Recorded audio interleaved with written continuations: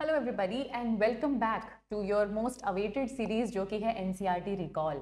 अब NCERT recall के already 3 chapters आप आनंद सर के साथ कर चुके हैं and I am happy to see the response as always, क्योंकि ये ऐसी सीरीज होती है ना जिसमें हम एनसीईआरटी को एकदम निचोड़ लेते हैं। 3 चैप्टर आपने ऑलरेडी कर लिए तो आपको पता है कितने बढ़िया तरीके से पूरी एनसीईआरटी कवर करती है ये सीरीज। आपकी एक एक लाइन एनसीईआरटी की उठाई जाती है, MCQs, assertion, reason, fill in the blanks, drawing मतलब diagram based question, match the following, हम कुछ भी नहीं छोड़ते। हर एक एरिया से क्वेश्चन कैसा बनाया जा सकता है, कैसा घुमाया जा सकता है, कोई छोटी बड़ी लाइन एनसीईआरटी की हम सब कवर कर लेते हैं। तो एक बार जब आप पूरा चैप्टर पढ़ चुके होते हो, जो कि आप ऑलरेडी प्रतिज्ञा बैच में आनंद सर के साथ कर रहे हो, तो ये उस प्रैक्टिस का ना आखिरी पड़ाव होता है। आपने चैप्टर किया, आपने पीवाईक्यूज किए मेरे साथ, आपने एफएटी समझे कि अच्छा ये क्वेश्चन है जो ज्यादा पूछे जा सकते हैं, तो उनको पुख्ता करने के लिए, उनको स्ट्रॉन्ग करने के लिए ये फाइनल जो लेवल होता है ना वो एनसीईआरटी रिकॉल ही होता है। क्योंकि ये आपके दिमाग पे एकदम जोर डालेगा, दिमाग एकदम खोल देगा। एक एक क्वेश्चन के लिए आपको सोचना पड़ेगा, अच्छा ये लाइन थी एनसीईआरटी में, थी तो कहाँ थी, फिर आपका दिमाग उसको लेकर आएगा और आंसर टिक लगाएगा, तो आपको याद आएगा कि अच्छा एनसीईआरटी में ये चीज यहाँ लिखी थी। और अगर आप गलती करोगे मतलब एनसीईआरटी दोबारा पढ़नी है। तो इतनी सिंपल सी ड्रिल होती है। बहुत बार अक्सर बच्चे पूछते हैं कि मैम एक बार अगर पूरा सिलेबस कर लिया तो रिवाइज कैसे करें, क्विक रिवीजन के मेथड बताओ, अगर शॉर्ट नोट्स नहीं है तो रिवाइज कैसे करना चाहिए, प्रैक्टिस में क्या क्या प्रैक्टिस करना चाहिए। तो आपके इन सभी सवालों का ना एक ही जवाब होता है, वो होता है एनसीईआरटी रिकॉल। इससे बढ़िया प्रैक्टिस सीरीज मैंने कभी पहले नहीं देखी है, इतने बढ़िया तरीके से एनसीईआरटी को कवर करने वाली, और आप लोग भी इसे पसंद करते हैं। इसको हम और थोड़ा एडवांस कर कर आपके लिए लेकर आए हैं। अगर आपने एक बार पूरा चैप्टर पढ़ा हुआ है ना, क्वेश्चन सॉल्व करो, जहां क्वेश्चन में गलती है मतलब उतना पोर्शन एनसीईआरटी का वीक है, उसको जाकर एक बार देख लेना। इससे ऊपर एनसीईआरटी का कुछ छूटेगा नहीं, एक एक लाइन से क्वेश्चन मिला हुआ आपको यहाँ पर मिल जाएगा। ठीक है, तो इसीलिए हम फोकस करते हैं स्मार्ट स्टडी पे कि वो करो जहां से आप ज्यादा मार्क्स सिक्योर कर पाओ। अगर आप हमारे साथ पूरी स्टार्टिंग से अपनी नीट की जर्नी को तय करना चाहते हैं, चाहे आप 11th में हैं, चाहे आप 12th में हैं, आप कहीं से भी हमारे साथ जुड़ना चाहते हैं, स्मार्ट स्टडी के थ्रू, प्रैक्टिस क्वेश्चंस के थ्रू, एक्सपीरियंस टीचर्स के साथ और एक नॉन डिस्ट्रैक्शन वाले एनवायरनमेंट में रह के आपकी नीट की जर्नी तय करना चाहते हैं और एक बहुत बढ़िया गवर्नमेंट मेडिकल कॉलेज सिक्योर करना चाहते हैं, तो आप हमारे साथ यहाँ पे रेजिडेंशियल स्कूल ज्वाइन कर सकते हैं। आपको कुछ नहीं करना है, बस anandmoney.in गूगल पे टाइप करना है तो हमारी वेबसाइट वहां पर खुल जाएगी। जब आप anandmoney.in पे देखेंगे तो सारे बैचेस आपके लिए यहाँ पर शेड्यूल कर दी गए हैं। प्रतिज्ञा बैच तो ऑलरेडी चल ही रहा है, आप आनंद सर के साथ उसमें पढ़ रहे हैं। हम लोग बहुत डिटेल में और बहुत बढ़िया तरीके से और बहुत क्विकली शॉर्ट नोट्स के थ्रू सारी चीजें रिवाइज कर रहे हैं आप लोगों के लिए। आप अपनी जर्नी में जहां कहीं पर भी हैं बेटा, अगर आपको ड्रॉपर्स वाला बैच ज्वाइन करना है आप ड्रॉपर्स बैच ज्वाइन कर सकते हैं, आपको 1 ईयर प्रोग्राम ज्वाइन करना है आप 1 ईयर प्रोग्राम ज्वाइन कर सकते हैं। मैं एक कोई प्रोग्राम यहाँ पे खोल के आपको दिखा देती हूँ, जैसे 1 ईयर प्रोग्राम है तो आपको बस उस पर क्लिक करना है, आपको जाना है यहाँ पे, आप बाय नाउ पे क्लिक करके रजिस्टर कर सकते हैं, रजिस्ट्रेशन आप यहाँ से कर सकते हैं और उसके बाद बाकी सारी रिलेटेड इंफॉर्मेशन आपको यहाँ पर मिल जाती है। इंडिया के टॉप एजुकेटर्स आपको यहाँ पर पढ़ाते हैं, हाईली एक्सपीरियंस्ड फैकल्टीज आपको यहाँ पर पढ़ाती हैं। एनकेसी सर फिजिक्स के लिए 20+ ईयर्स का एक्सपीरियंस है, आलोक सोटी सर है 30+ ईयर्स का एक्सपीरियंस है, विजय सर है 20+ ईयर्स का एक्सपीरियंस है। क्योंकि फिजिक्स एक ऐसी चीज है जो आप लोगों की काफी वीक होती है, नीट में मैंने ज्यादा देखी है कि नीट के बच्चों को फिजिक्स में ही दिक्कत हो रही होती है, तो वो सारे बेस्ट फिजिक्स के एजुकेटर्स आपके पास हैं। केमिस्ट्री के बेस्ट एजुकेटर्स आपके पास है, ज्योति मैम है, मोहित सर हैं। बायोलॉजी के लिए तो मुझे बताने की जरूरत ही नहीं है, the face himself, the man himself, Anand sir है और उनकी टीम है जिसमें बायोलॉजी कीमती मैम और मैं नितिका, हम मिलके आपको पढ़ाएंगे। आपने हमारे लेक्चर्स डेफिनेटली यूट्यूब पे देखे होंगे तो आपको पूरा डेमो मिल जाता है कि किस तरीके की पढ़ाई होने वाली है। और कुछ भी अगर आपको ऐसी क्वेरी है कि रेजिडेंशियल मतलब यहाँ आके रहना बेटा हमारे साथ नोएडा में, क्योंकि जहां आप पढ़ेंगे वहीं आपको हॉस्टल फैसिलिटीज, आपको सब कुछ मिलेगा। और सबसे बड़ा प्लस पॉइंट है कि फोन्स अलाउड नहीं है, कोई डिस्ट्रैक्शन नहीं है, बढ़िया तरीके से फोकस तरीके से आप हमारे साथ यहाँ पर आकर पढ़ सकते हैं और एक गवर्नमेंट कॉलेज आप डेफिनेटली इंश्योर करके जाएंगे। आपको यहाँ आने से रिलेटेड, यहाँ सेटल होने से रिलेटेड, ऑफलाइन कैंपस से रिलेटेड अगर कोई भी क्वेरी है तो ये आपका हेल्पलाइन नंबर है 9007002666। आप इस पे कॉल कीजिए, ये आपके लिए ही है, इसको लिख लीजिए, इसको सेव कर लीजिए, इस पे कॉल कीजिए। आपकी सारी क्वेरीज सुनी जाएंगी, आपको बताया जाएगा, आपको सब चीजों का जवाब मिलेगा और फिर आप उसके बाद जैसा चाहें हमारे साथ आके ज्वाइन कर सकते हैं। तो ये हम जान चुके हैं, हम वापस चलते हैं अपने एनसीईआरटी रिकॉल पे। जो चैप्टर आज हम करें वो इकोलॉजी का पहला चैप्टर है, ऑर्गेनिज्म एंड पॉपुलेशन। कितनी इंपॉर्टेंट यूनिट है मुझे बताने की जरूरत नहीं है, चैप्टर आप बैच में कर चुके हो, पीवाईक्यूज और एफएटीज आप समझ चुके हो, रिकॉल हम लोग करेंगे। आपको पता है कि इसके अंदर वो वाली चीज है कि दोनों टॉपिक आते हैं, ऑर्गेनिज्म भी है, पॉपुलेशन भी है। नई वाली एनसीईआरटी में सिर्फ पॉपुलेशन है, ऑर्गेनिज्म अब हटा दिया गया है तो थोड़ा कंफ्यूजन रहता है। पर मैं आपको बता दूं एनटीए के सिलेबस में ऑर्गेनिज्म भी है, तो उसे छोड़ना नहीं है। अगर आपके दिमाग में कहीं पर भी है कि इसको छोड़ जाएंगे, नहीं बेटा, छोड़ना नहीं है। तो क्या करें अगर इसको नहीं पढ़ा है, तो पहले पॉपुलेशन स्ट्रॉन्ग करो, चांसेस है कि पॉपुलेशन से ही ज्यादा क्वेश्चन आएगा, लेकिन अब सेक्शन भी बचा नहीं, अब ऑप्शंस बचे नहीं, तो करना तो यही है अपने को सीधा सीधा बेटा, है ना। तो पॉपुलेशन पे फोकस करो, पॉपुलेशन करो, ऑर्गेनिज्म आ जाए तो उसके लिए भी तैयारी करनी है। तो लास्ट में हम ऑर्गेनिज्म के भी क्वेश्चन करेंगे, पर पहले हम क्या करते हैं पॉपुलेशन वाले क्वेश्चन सॉल्व कर लेते हैं। यहाँ मैंने आपके लिए बहुत सिंपल सी ड्रिल भी लिखी हुई है जो आपको फॉलो करना है क्वेश्चन प्रैक्टिस करने के लिए। आप मेरे साथ यहाँ पे सॉल्व करो सारी चीजों को। एक पेन पेपर अपने पास रखना, जरूर रखना, अगर सच में ऑनेस्टली प्रैक्टिस करना चाहते हो ना।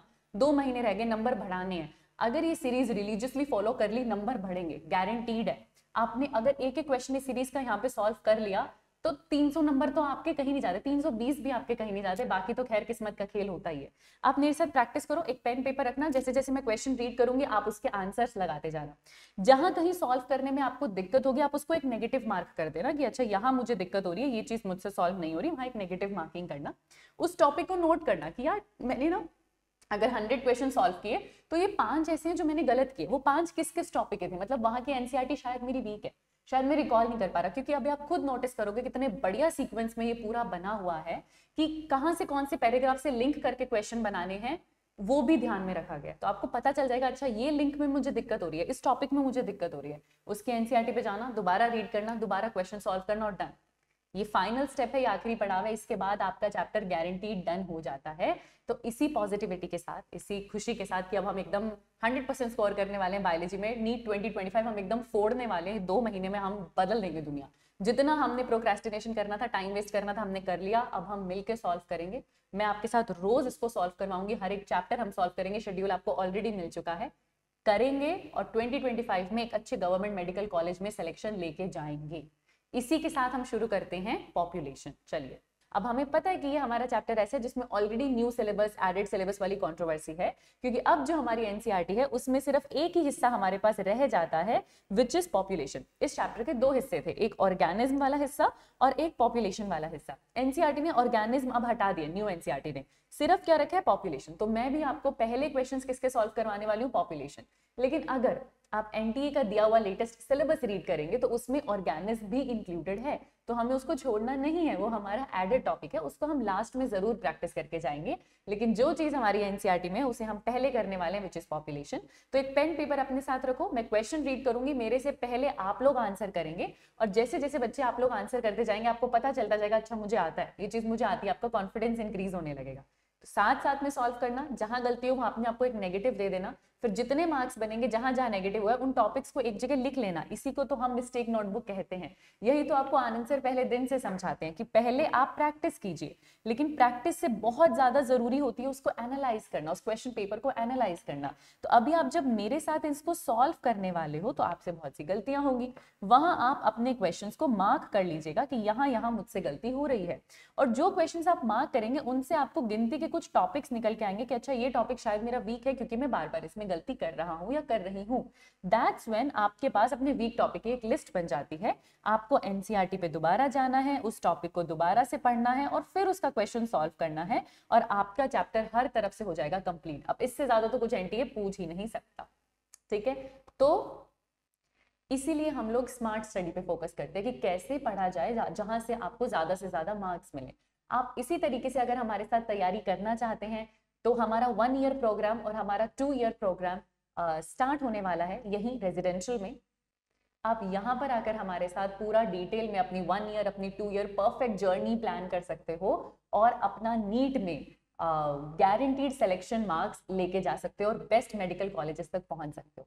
तो इसी उम्मीद के साथ, इसी खुशी के साथ, इसी पॉजिटिविटी के साथ हम शुरू कर रहे हैं पॉपुलेशन। आई होप आप कम से कम गलतियां करो, क्योंकि अब एग्जाम पास है और गलती करने का स्कोप हमारे पास है नहीं, ठीक है। चलो, what is the group of individuals belonging to the same species called.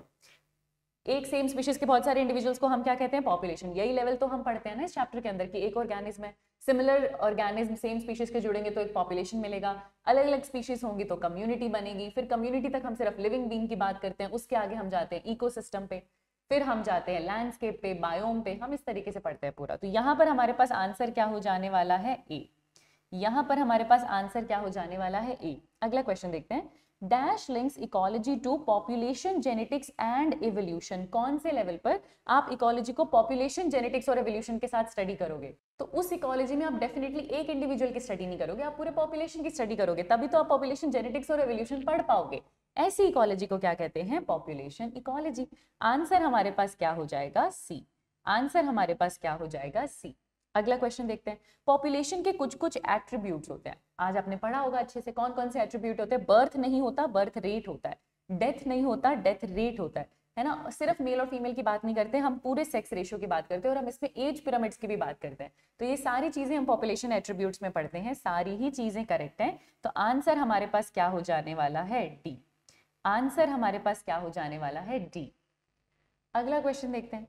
If the age distribution is plotted for the population, the resulting structure is called. अगर आप एज डिस्ट्रीब्यूशन को एक इस तरीके से प्लॉट करते हो, बार्स बनाकर प्लॉट करते हो कि अच्छा यहाँ मैं सारे प्री रिप्रोडक्टिव को लेने वाला हूँ, फिर मैं रिप्रोडक्टिव एज को लूंगा, मतलब बच्चे, जवान और फिर बूढ़ों को लूंगा। तो अगर आप इसको एक प्रॉपर वे में रिप्रेजेंट करते हो, इन्हें ही तो हम एज पिरामिड्स कहते हैं। इन्हें ही तो हम एज पिरामिड्स कहते हैं। तो आंसर हमारे पास क्या हो जाने वाला है? सी हो जाने वाला है। अगला क्वेश्चन देखते हैं।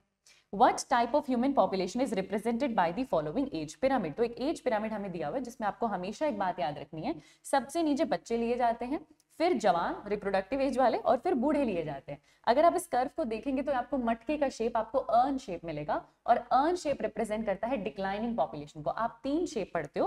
पहली शेप आपके पास आती है, रिवाइज कर लो मेरे साथ फिर से, पहली शेप आपके पास आती है ट्रायंगुलर, और ये शेप आपको बताती है ग्रोइंग पॉपुलेशन, की वो पॉपुलेशन ग्रो कर रही है क्योंकि बच्चे बहुत ज्यादा है। दूसरी आपके पास कर्व आता है जिसको बोलते हैं बेल शेप, जिसमें बच्चे और जवान लगभग सेम होते हैं, बूढ़े कम होते हैं। इसको हम कहते हैं स्टेबल पॉपुलेशन। और तीसरी पॉपुलेशन आपके पास आती है जो घड़े के समान है, जिसको हम अर्न शेप बोलते हैं, जहां पे सबसे ज्यादा रिप्रोडक्टिव एज वाले हैं, बूढ़े भी कम है, बच्चे भी कम है। अब जब बच्चे पैदा ही नहीं हो रहे तो पॉपुलेशन कैसी होगी? डिक्लाइनिंग। तो ये पॉपुलेशन आपके सामने कैसी होने वाली है? ये पॉपुलेशन आपके सामने कैसी होने वाली है? डिक्लाइनिंग। यानी कि आंसर हो जाएगा बी। अगर कॉन्सेप्ट क्लियर है ना बेटा, तो ऐसा आपसे कुछ नहीं पूछ लेंगे कि आप आंसर ना कर पाओ, आप सारी चीजें आराम से आंसर कर लोगे। आई होप आप सही आंसर दे रहे हो। अगला क्वेश्चन देखो। Tiger census in our national park and tiger reserve is after based on, है ना। तो अगर आप नेशनल पार्क में जाते हो, टाइगर रिजर्व्स में जाते हो, आपको टाइगर की काउंटिंग करनी है। अब आप डायरेक्ट काउंटिंग नहीं कर सकते वहां पे, डायरेक्ट आप पॉपुलेशन डेंसिटी नहीं निकाल सकते। तो आप उस कंडीशन में क्या करते हैं, या तो उनके पग मार्क्स या फिर उनके फीकल पैलेट्स देखते हैं। आप डायरेक्टली टाइगर को काउंट करने जाओगे तो जैसे सर बोलते हैं ना, टाइगर आपको काउंट कर जाएगा। तो उस केस में आप डायरेक्टली नंबर काउंट कर पॉपुलेशन डेंसिटी नहीं निकाल सकते। आपने पढ़ा है हमें इनडायरेक्ट पॉपुलेशन डेंसिटीज निकालनी पड़ती है। एक होती है रिलेटिव पॉपुलेशन डेंसिटी, जिसमें आपने फिश ट्रैप वाला एग्जांपल पढ़ा होगा कि आप एक बार नेट फेंकते हो, एक ट्रैप में जितनी फिशेस आती है आप एक्स्ट्रापोलेट कर लेते हो कि पूरे एक्वेटिक एनवायरनमेंट में कितनी होंगी। इसको भी हम इनडायरेक्ट पॉपुलेशन डेंसिटी का एक एग्जांपल लेते हैं, जहां पर हम डायरेक्टली मेजर नहीं कर पाएंगे, तो हम इन मेजर से उसको डायरेक्ट करने वाले हैं, काउंट करने वाले हैं। ये दोनों चीजें एनसीईआरटी बताती है, pug marks and faecal pellets. तो आंसर आपके पास क्या हो जाएगा? डी हो जाएगा। अगला क्वेश्चन देखते हैं।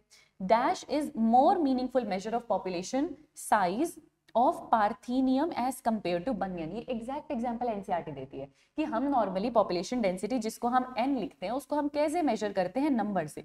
तो उन्होंने कहा कि एक अगर आप ऐसा एक एनवायरनमेंट ले लेते हो, एक आप फॉरेस्ट एरिया ले लेते हो जब बहुत सारी ग्रास है, पार्थेनियम और एक बनियन ट्री है, और आप नंबर काउंट करो तो नंबर तो डेफिनेटली उस ग्रास का, उस पार्थेनियम का ज्यादा आएगा, बनियन का कम आएगा। तो आप उस पॉपुलेशन डेंसिटी से जो उसका प्रभाव है बनियन का इस पूरे इकोसिस्टम पे कभी नहीं दिखा पाओगे, क्योंकि वो अकेला कितना ज्यादा बायोमास का कंट्रीब्यूशन रखता है। तो कभी कभी इट इज नॉट राइट कि आप पॉपुलेशन डेंसिटी नंबर से काउंट करो, तब हम उसको बायोमास से काउंट करते हैं। तो इस पर्टिकुलर केस में ज्यादा मीनिंगफुल मेजर कौन सा रहने वाला है कि आप बायोमास का यूज करो। तो आपको पता चलेगा कि बनियन का कॉन्ट्रीब्यूशन पार्थेनियम से फार मोर है, और आंसर क्या हो जाएगा बेटा? बी हो जाएगा। अगला क्वेश्चन देखते हैं। The age distribution of population is determined by. तो वही बात होगी, पॉपुलेशन का कौन सा एट्रीब्यूट है जिससे आप एज डिस्ट्रीब्यूशन समझ सकते हो, कितने बच्चे, कितने जवान, कितने बूढ़े। अब तो आंसर आ रहा होगा एज पिरामिड। तो ये क्या है? बर्थ रेट क्या है? ये आपको बताता है कि पर ईयर इतने इंडिविजुअल्स पे कितने जन्म हुए, पर ईयर इतने इंडिविजुअल्स पे कितनी डेथ हुई। तो वो आपको बर्थ रेट और डेथ रेट बताता है। सेक्स रेशियो में आपको पता चलता है कि एक पॉपुलेशन में कितने मेल और कितने फीमेल है। लेकिन यहाँ पर हमसे एज डिस्ट्रीब्यूशन पूछ रहे हैं, तो ऑफ कोर्स आंसर क्या होगा? एज पिरामिड होगा। अगला क्वेश्चन करते हैं। चलिए 2 मैंने तो नहीं निकाल दिए थे यहाँ पे, ओके चलो। What 4 factors define population growth. अगर आप पॉपुलेशन ग्रोथ जानना चाहते हो कि population density at time t इतना था, तो बताओ population density at time t+1 कितना हो चुका होगा, कितनी ग्रोथ हुई है। तो 4 फैक्टर्स होते हैं इसके अंदर। एक होता है बर्थ, एक होता है डेथ, है ना, actually birth rate death rate बोलना चाहिए, और एक होता है इमिग्रेशन, एक होता है एमिग्रेशन। कितने जन्म हुए, कितने लोग मर गए, कितने किसी दूसरे पॉपुलेशन से आपकी पॉपुलेशन में आए हैं, और कितने आपकी पॉपुलेशन से किसी दूसरी पॉपुलेशन में चले गए हैं। इन चारों में भी जो 2 कांस्टेंट फैक्टर्स होते हैं वो तो बर्थ और डेथ यानी कि नेटैलिटी और मोर्टेलिटी ही होते हैं। मेजर 2 तो यही होते हैं। जो इमिग्रेशन और एमिग्रेशन आपके पास होते हैं ये स्पेशल कंडीशंस के अंदर है कि कोई नया एरिया अभी अभी बसा है तो वहां पर इमिग्रेशन हुआ होगा, या फिर कुछ ऐसा कैलामिटी आया जिसकी वजह से कुछ एमिग्रेशन हुआ होगा, तो ये तो स्पेशल केसेस हैं। बाकी दोनों परमानेंट में होते हैं, पर होते यही चारों हैं, और यही 4 फैक्टर पॉपुलेशन ग्रोथ को डिटरमाइन करते हैं। आंसर क्या हो जाएगा? ए। बस ऐसे क्वेश्चंस में ना एक चीज बेटा जरूर ध्यान रखना जो आपको कंफ्यूज कर सकती है कि कहाँ ग्रोथ लिखा है, कहाँ डेंसिटी लिखा है। इन चीजों का आपको जरूर पता होना चाहिए। जैसे मैं यहाँ पर आपको बताऊं, सर्वाइवरशिप का ग्रोथ से लेना देना नहीं आएगा, या फिर मैं कहूँ सेंसस का निकालना, ये काउंटिंग में डेंसिटी में मदद करते हैं, हमें ग्रोथ कितना हुआ इसके बारे में नहीं बताएंगे, है ना। सिमिलरली ये पॉपुलेशन के एट्रीब्यूट्स हैं, ये हमें ग्रोथ के बारे में नहीं बताएंगे। ग्रोथ में अकेला हम इस चीज को लेकर या अकेला सिर्फ एज स्पेसिफिक बर्थ रेट को लेकर मुझे नहीं पता चलेगा। मुझे ओवरऑल पॉपुलेशन का पता चलेगा कि एक्सपैंड हो रही है, डिक्रीज हो रही है, पर मैं उसकी ग्रोथ के लिए जो मेजर 4 फैक्टर्स हैं वो यही हैं, birth rate, death rate, immigration और एमिग्रेशन। आगे देखो, dash contributes to an increase in population density. Population density को इंक्रीज करने वाले कौन से फैक्टर हो जाएंगे? बर्थ रेट जिसे हम बोलते हैं नेटैलिटी, और डेथ रेट जिसे हम बोलते हैं मोर्टेलिटी। ठीक है, सॉरी, डेथ रेट तो डिक्रीज करेगा ना, डेथ रेट तो डिक्रीज करेगा ना। नेटैलिटी यानी कि बर्थ रेट, सॉरी बच्चा, वो भी पॉपुलेशन डेंसिटी को इंक्रीज करता है। और अगर किसी दूसरी पॉपुलेशन से कोई आपकी पॉपुलेशन में आया है, इमिग्रेशन हुआ है, तो उससे भी आपकी पॉपुलेशन डेंसिटी इंक्रीज होती है। और बाकी की जो दोनों चीजें थी, एक तो मोर्टेलिटी, डेथ, उससे पॉपुलेशन की डेंसिटी कम होगी, और एमिग्रेशन, कोई आपकी पॉपुलेशन से जाके किसी दूसरी पॉपुलेशन में बस गया, उससे भी पॉपुलेशन डेंसिटी कम होगी। हमसे इंक्रीज पूछ रहे हैं तो हमारे पास क्या होगा? नेटैलिटी एंड इमिग्रेशन, यानी कि आंसर हो जाएगा डी, यानी कि आंसर हो जाएगा डी। अगला क्वेश्चन देखते हैं। If n is the population density at time t, तो टाइम t+1 पे क्या होगा? डायरेक्ट फॉर्मूला हमें एनसीईआरटी ने दिया हुआ है। n t+1 को कैसे बताते हैं कि n t में ऐड हुआ है, पहली बात तो हमको प्लस करना होता है, n t में ऐड हुआ है, और क्या क्या, अगर मैं बोलूं बर्थ रेट और इमिग्रेशन, ये दोनों तो ऐड करेंगे, है ना। डेथ और एमिग्रेशन की वजह से पॉपुलेशन डेंसिटी कम होगी, तो सबसे करेक्ट फॉर्मूला हो जाता है ये वाला, है ना। बर्थ और एमिग्रेशन को मैं क्यों ऐड करूंगी? देखो मैं ऐड कर रही हूँ, मैं एमिग्रेशन को क्यों ऐड करूंगी? एमिग्रेशन तो निकल गए ना मेरी पॉपुलेशन से, वो तो ऐड नहीं कर रही मेरी पॉपुलेशन की ग्रोथ में, तो ये होगा नहीं। सिमिलरली डेथ होने से तो लोग कम होते हैं ना, क्या वो एनटी में ऐड करेगा? वो पुरानी वाली डेंसिटी में कुछ ऐड करेगा? नहीं, तो प्लस नहीं आना चाहिए था। आप बर्थ के साथ माइनस कैसे लगा सकते हो? बर्थ तो प्लस होता है ना, बर्थ होगा तो ऐड होगी ना पॉपुलेशन, माइनस तो होगा नहीं। आप उतना सिंपल सा एनालिसिस करके भी इस आंसर को दे सकते थे। पूरा फॉर्मूला नहीं भी पता हो तब भी आप इस आंसर को ऐसे करके दे सकते थे। वैसे फॉर्मूला आपको पता भी होना चाहिए। एनसीईआरटी सीधा सीधा लिखती है कि आपके पास क्या है, n+1, t+1 मतलब कुछ पर्टिकुलर टाइम के बाद पॉपुलेशन डेंसिटी क्या हो जाएगी? पहले कितनी थी? nt, तो उसमें बर्थ और इमिग्रेशन की वजह से तो आप ऐड कर रहे हो, डेथ और एमिग्रेशन की वजह से नुकसान हो रहा है, तो ये आपके पास आता है। इसको एक और तरीके से भी लिखा जा सकता है, मैं आपको बता देती हूँ, आपने डेफिनेटली ये पढ़ा होगा कि अगर इसको ऐसे लिखेंगे ना तो भी ठीक है। मतलब अगर मैं ब्रैकेट के अंदर ऐसे कर दूं कि बर्थ जितनी हो रही है वो ऐड करेंगे तो वो प्लस हो गई, और डेथ जितनी है उनकी वजह से नुकसान हो रहा है तो उनके आगे मैं माइनस लगा दूं। सिमिलरली मैं बोलूं जितनी इमिग्रेशन है उनकी वजह से तो ऐड हो रहा है, और जितना एमिग्रेशन है उनकी वजह से नुकसान हो रहा है, तो उनके आगे मैं माइनस लगा दूं। तो आप इसको ऐसे भी लिख सकते हो, ये भी करेक्ट तरीका है इसको लिखने का। सेम ही चीज आपने यहाँ पर लिखी है, देखो b - d आपने यहाँ पर लिख दिया, प्लस i - e आपने यहाँ पर लिख दिया, ये भी करेक्ट है, ये भी करेक्ट है। तो अगर एनटी कंफ्यूज करेगा, हम दोनों के लिए तैयार है। हमें इतना पता है कि बर्थ में ऐड होगा, इमिग्रेशन में ऐड होगा, डेथ में माइनस आएगा, एमिग्रेशन में माइनस आएगा। अगर हमें ये पता है तो हमें क्वेश्चन कैसा भी घुमा ले हम एकदम सही आंसर देंगे। आंसर क्या हो जाएगा? डी। अगला क्वेश्चन देखते हैं बेटा। A biologist studied the population growth of a population, he found that average natality was 260, average mortality was 250, immigration दे रखा है 30, एमिग्रेशन दे रखा है 40, आपको नेट इंक्रीज बताना है। देखो फाइनल पॉपुलेशन होती है nt+1, और पहले पॉपुलेशन कितनी थी? nt। तो अगर मैं यहाँ पर इस चीज को लिख लूं, मतलब मैं यही वाली चीज यहाँ ले आऊं, तो मैं बता दूंगी ना कितना इंक्रीज हुआ है। पहले के कंपैरिजन में अब कितना इंक्रीज हुआ है। तो मेरे पास फॉर्मूला क्या बचेगा कि मुझे बर्थ और इमिग्रेशन को ऐड करना है, उसमें से डेथ और एमिग्रेशन को माइनस कर देना है। तो मुझे बर्थ रेट यानी कि नेटालिटी दे रखी है 260, मुझे इमिग्रेशन दे रखा है 30, तो ये तो ऐड करेंगे मेरी पॉपुलेशन डेंसिटी में। मोर्टालिटी मुझे दे रखी है 250 और एमिग्रेशन मुझे दे रखा है 40, ये डिक्रीज करेंगे पॉपुलेशन डेंसिटी में। तो इसको जरा हम सॉल्व करके देख लेते हैं। तो यहाँ पर क्या आ रहा है, सॉल्व कर लो जरा, क्या आ रहा है यहाँ पे 260 और 30 कितना हो जाएगा 290, 250 और 40 कितना हो जाएगा 290, तो नेट रिजल्ट कितना आएगा 0। इसका मतलब जो भी t+1 टाइम गुजरा है उसमें बिल्कुल भी ग्रोथ नहीं हुई, तो नेट इंक्रीज कितना आ रहा है आपके पास 0, नेट इंक्रीज कितना आ रहा है आपके पास 0, और आंसर क्या हो जाएगा बी हो जाएगा। आंसर क्या हो जाएगा बी।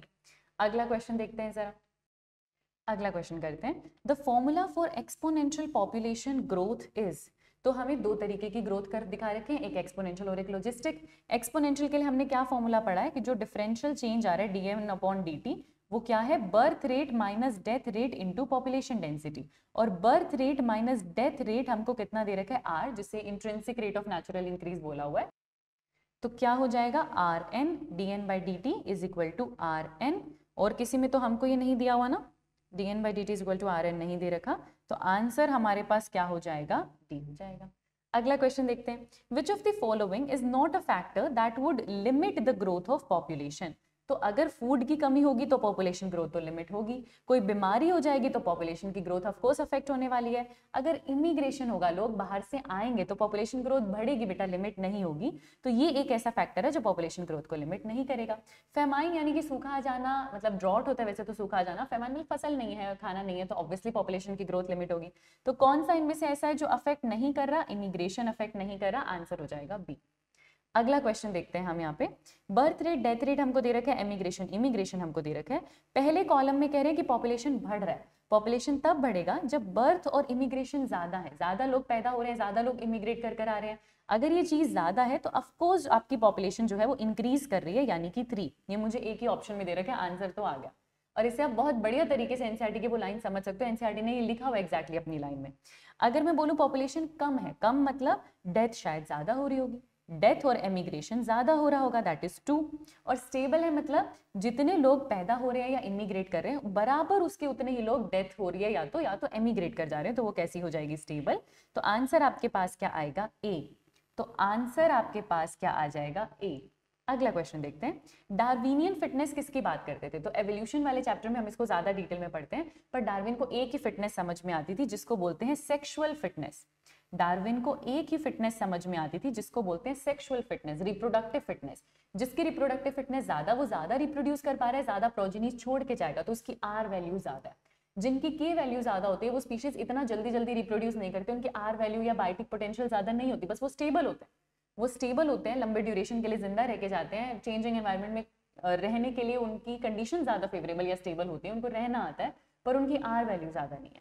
तो डार्विन की फिटनेस सिर्फ आर वैल्यू को ही रिप्रेजेंट करती थी, तो उनके अकॉर्डिंग वही फिट है जिनकी आर वैल्यू ज्यादा है, जो ज्यादा बच्चे छोड़ के जा पाएंगे, तो आंसर होगा बी।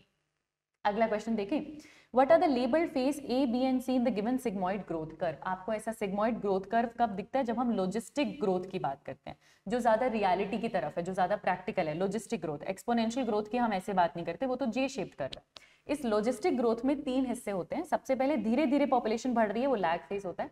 फिर अचानक से एक्सपोनेंशियली आप ग्रो करते देखोगे, क्योंकि अब आपकी स्पीशीज यूज टू हो चुकी है, रिसोर्सेज को कैसे यूज करना उसको पता है, रहना कैसे, सर्वाइव कैसे करना उसको पता है, तो अब वो खूब रिप्रोड्यूस करेगी, तो लॉग फेज आएगा।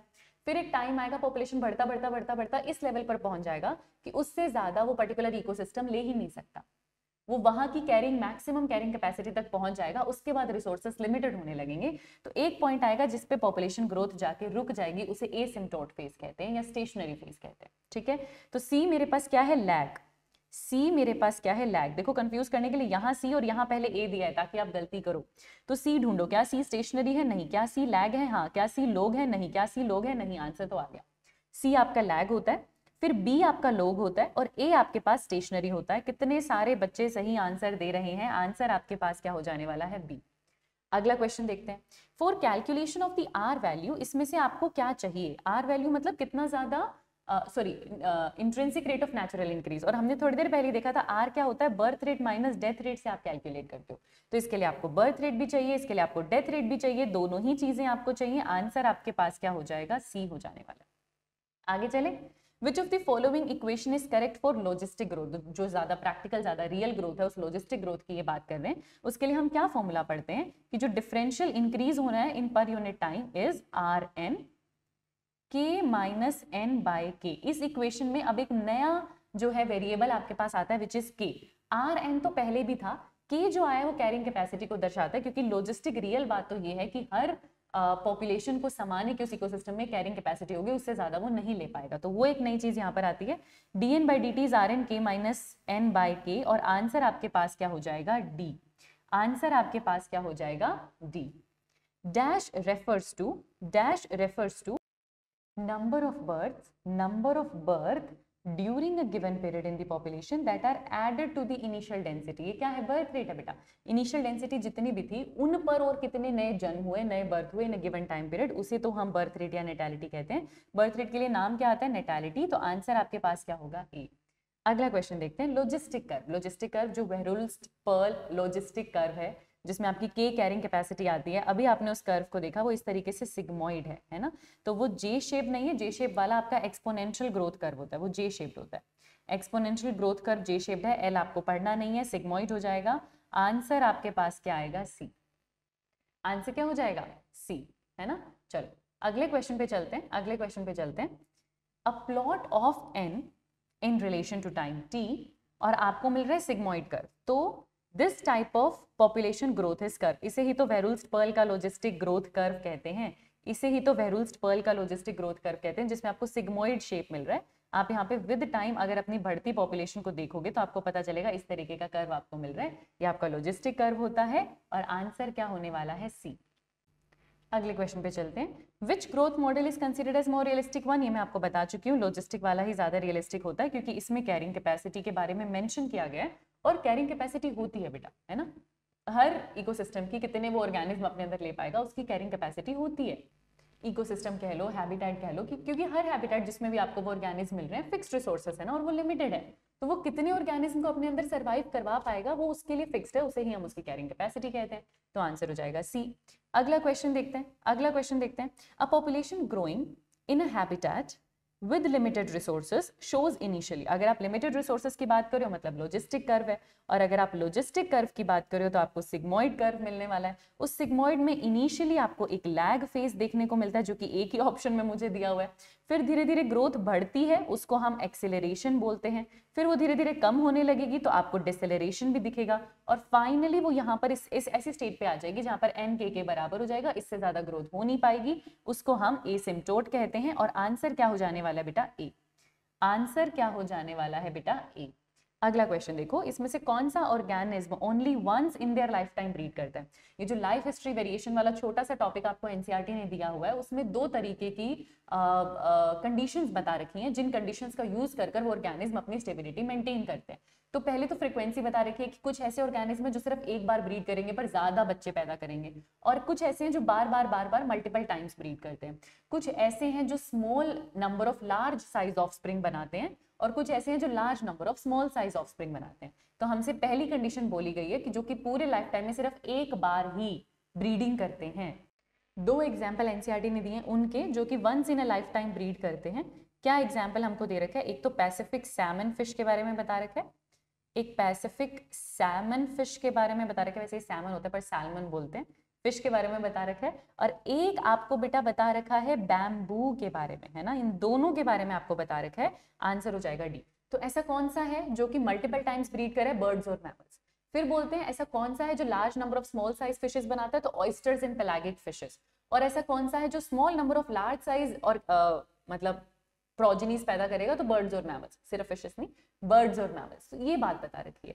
तो दोनों में आप देखोगे कि यहाँ पर बोला वंस इन लाइफ टाइम, फिर वहां पर बोला मेनी टाइम, है ना, कि मेनी टाइम ब्रीडिंग करेंगे, उसमें भी बर्ड्स और मैमल्स है। Large small number of large size offspring, उसमें भी बर्ड्स और मैमल्स हैं। तो आपको तो ले देकर एक ही एग्जांपल याद रखना है कि once in a life time में पैसिफिक सैमन फिश और बैम्बू आ जाता है, और large number of small size offspring में पेलागिक फिशेस और और ऑयस्टर्स आते हैं। ऑयस्टर्स की स्पेलिंग ठीक कर लेना, OYSTERS होगा, बट एनीवे वो आंसर नहीं है। आंसर आपके पास क्या हो जाने वाला है, डी। अगला क्वेश्चन देखते हैं, which of the following organism produce a large number of small size offspring. छोटे छोटे पर बहुत सारे बच्चे पैदा करने वाले, बहुत सारे प्रोजेनीज पैदा करने वाले हैं। इसमें पेलागिक फिशेस और ऑयस्टर्स आते हैं। इसमें पेलागिक फिशेस और ऑयस्टर्स दो एग्जाम्पल एनसीईआरटी ने दे रखे हैं। तो आंसर हमारे पास क्या हो जाने वाला है, बी हो जाने वाला है। अगला क्वेश्चन देखते हैं, ये पॉपुलेशन इंटरैक्शन का क्वेश्चन अब हमारे पास आ चुके हैं, क्योंकि हमने लाइफ हिस्ट्री वेरिएशन भी कवर कर लिया। ऐसा ही क्वेश्चन आएगा अगर आएगा तो। इंटरैक्शन में देखो दोनों का फायदा, यानी कि प्लस प्लस, ऐसा तो म्यूचुअलिज्म में होता है, तो ये हो जाएगा बी। बी मेरे पास दो ऑप्शन में है। दोनों का ही नुकसान हो ऐसा कंपटीशन में होता है, कंपटीशन में हमेशा दोनों पार्टीज का नुकसान होता है, तो ये ई हो गया। एमेंसेलिज्म तो ये नहीं है, आंसर तो आ गया, बट हम बाकी ऑप्शन भी देख लेते हैं। एक स्पीशीज को फायदा हो रहा है, दूसरे को फर्क नहीं पड़ रहा, वैसे तो उसे कमेंसेलिज्म कहते हैं। दूसरे को क्या है ये तो इन्होंने बता नहीं रखा, तो दोनों चीजें हो सकती है, प्लस जीरो भी हो सकता है, प्लस नेगेटिव भी हो सकता है। दूसरे का नुकसान भी हो रहा हो सकता है, हमको नहीं पता है ना। तो अगर एक को फायदा और दूसरे को नुकसान हो, तो ऐसा पैरासिटिज्म में भी होता है और ऐसा प्रिडेशन में भी होता है। तो 3 के साथ COD आ जाएगा। एक का नुकसान दूसरे पर कोई इफेक्ट नहीं पड़ना, ऐसा एमेंसेलिज्म में होता है। तो आंसर आपके पास क्या आ जाएगा, बी। और आपने सारी की सारी पॉपुलेशन इंटरैक्शंस यहाँ पे रिवाइज भी कर ली। आंसर क्या हो जाएगा, बी। अगला क्वेश्चन देखते हैं, prickly pear cactus caused havoc in early 1920s। Australia में इन्हें इंट्रोड्यूस किया गया था और वहां पर इनके नेचुरल प्रेडेटर जो मोथ हैं वो नहीं थे। तो इन्होंने एकदम तबाही मचा दी थी, एकदम हैवोक कर दिया था। इतना ज्यादा नंबर में ग्रो करे थे कि हमें फिर इनके नेचुरल प्रेडेटर को वहां पर इंट्रोड्यूस करना पड़ा था। ये हम प्रेडेशन में पढ़ते हैं। आंसर आपके पास क्या हो जाएगा, डी। आंसर क्या हो जाएगा, डी।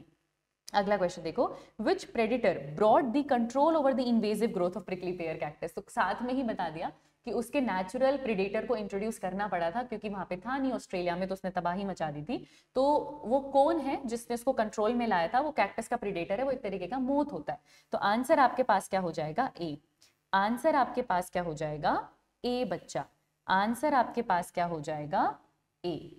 अगला क्वेश्चन देखते हैं जरा, अगला क्वेश्चन देखते हैं जरा।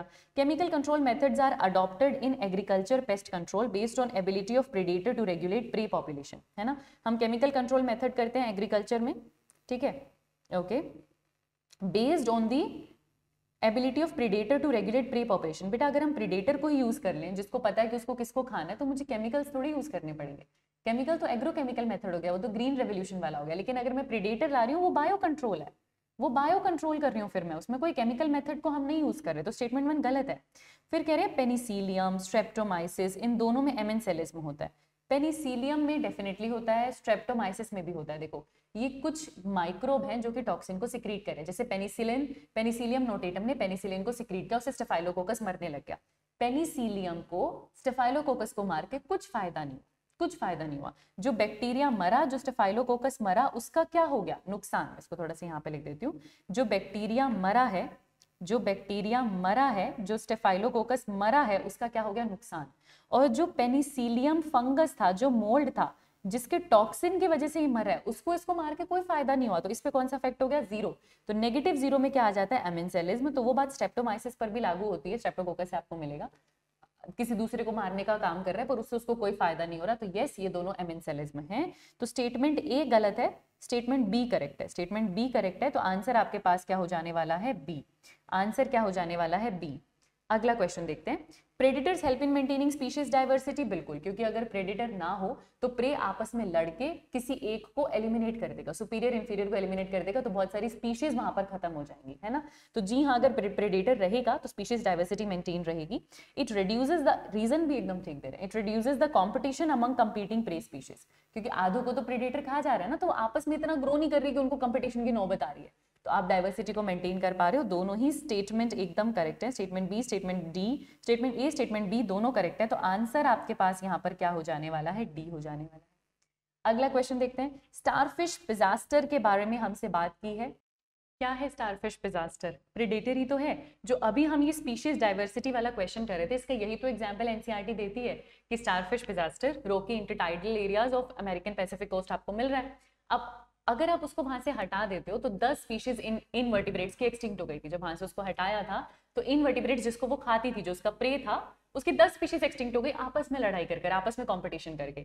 तो ये जो स्टारफिश है, ये जो पिजास्टर है, ये क्या है, ये एक प्रेडिटर है। और आंसर आपके पास क्या हो जाएगा, सी, है ना। ओके, अगला क्वेश्चन देखते हैं, more than 10 species of invertebrates disappeared a year after removing the starfish from the habitat. It is due to competition. आपस में ये जो अलग अलग स्पीशीज थी तो कौन सा कंपटीशन हुआ होगा, इंटर स्पेसिफिक या इंट्रा? एक स्पीशीज नहीं थी ना, 10 अलग अलग स्पीशीज थी, तो बेटा इंटर स्पेसिफिक कंपटीशन हुआ होगा। तो आंसर आपके पास क्या आ जाएगा, ए। और उसी कंपटीशन की वजह से आपस में लड़के ये मर गई थी। प्रेडेटर खा लेता तो इतनी ना बढ़ती तो इतना कंपटीशन ना होता, इतना कंपटीशन नहीं होता तो एक्सटिंक्ट नहीं होती। तो इसीलिए प्रीडेटर जरूरी है स्पीशीज डाइवर्सिटी मेंटेन करने के लिए। आंसर क्या होगा, ए। प्रे स्पीशीज अपने आप को डिफेंड करने के लिए अलग अलग बिहेवियर रखती हैं, कई कैमोफ्लैज शो करती हैं जैसे एम्फिबियंस वगैरह। मोनार्क बटरफ्लाई और वाइसरॉय बटरफ्लाई अपने आप को डिस्टेस्टफुल बना लेना, लाइक मोनार्क बटरफ्लाई है ना, हाईली डिस्टेस्टफुल बना लेना। पॉइजनस हो जाती हैं, पॉइजनस सिक्रीशंस करती हैं, ये सारी ही चीजें उनके डिफेंस में आएगी। आंसर आपके पास क्या हो जाएगा, डी। आंसर क्या हो जाएगा, डी। ये सारी चीजें उसमें आती हैं बेटा। अगला क्वेश्चन देखते हैं, विच बटरफ्लाई इज हाईली डिस्टेस्टफुल। तो यही तो मैं आपको बता रही थी, मोनार्क बटरफ्लाई हाईली डिस्टेस्टफुल होती है और वाइसरॉय वाली इसकी मिमिक्री करती है। वो इतनी डिस्टेस्टफुल नहीं है पर ये इसकी मिमिक्री करती है कि जो प्रेडेटर इसको खाने आए उसको लगे कि ये भी डिस्टेस्टफुल है और वो चली जाए। इतना डिटेल हालांकि एनसीईआरटी देती नहीं, बट आंसर हमारे पास क्या हो जाने वाला है, ए। हमें ये कुछ चीजें याद रखनी है।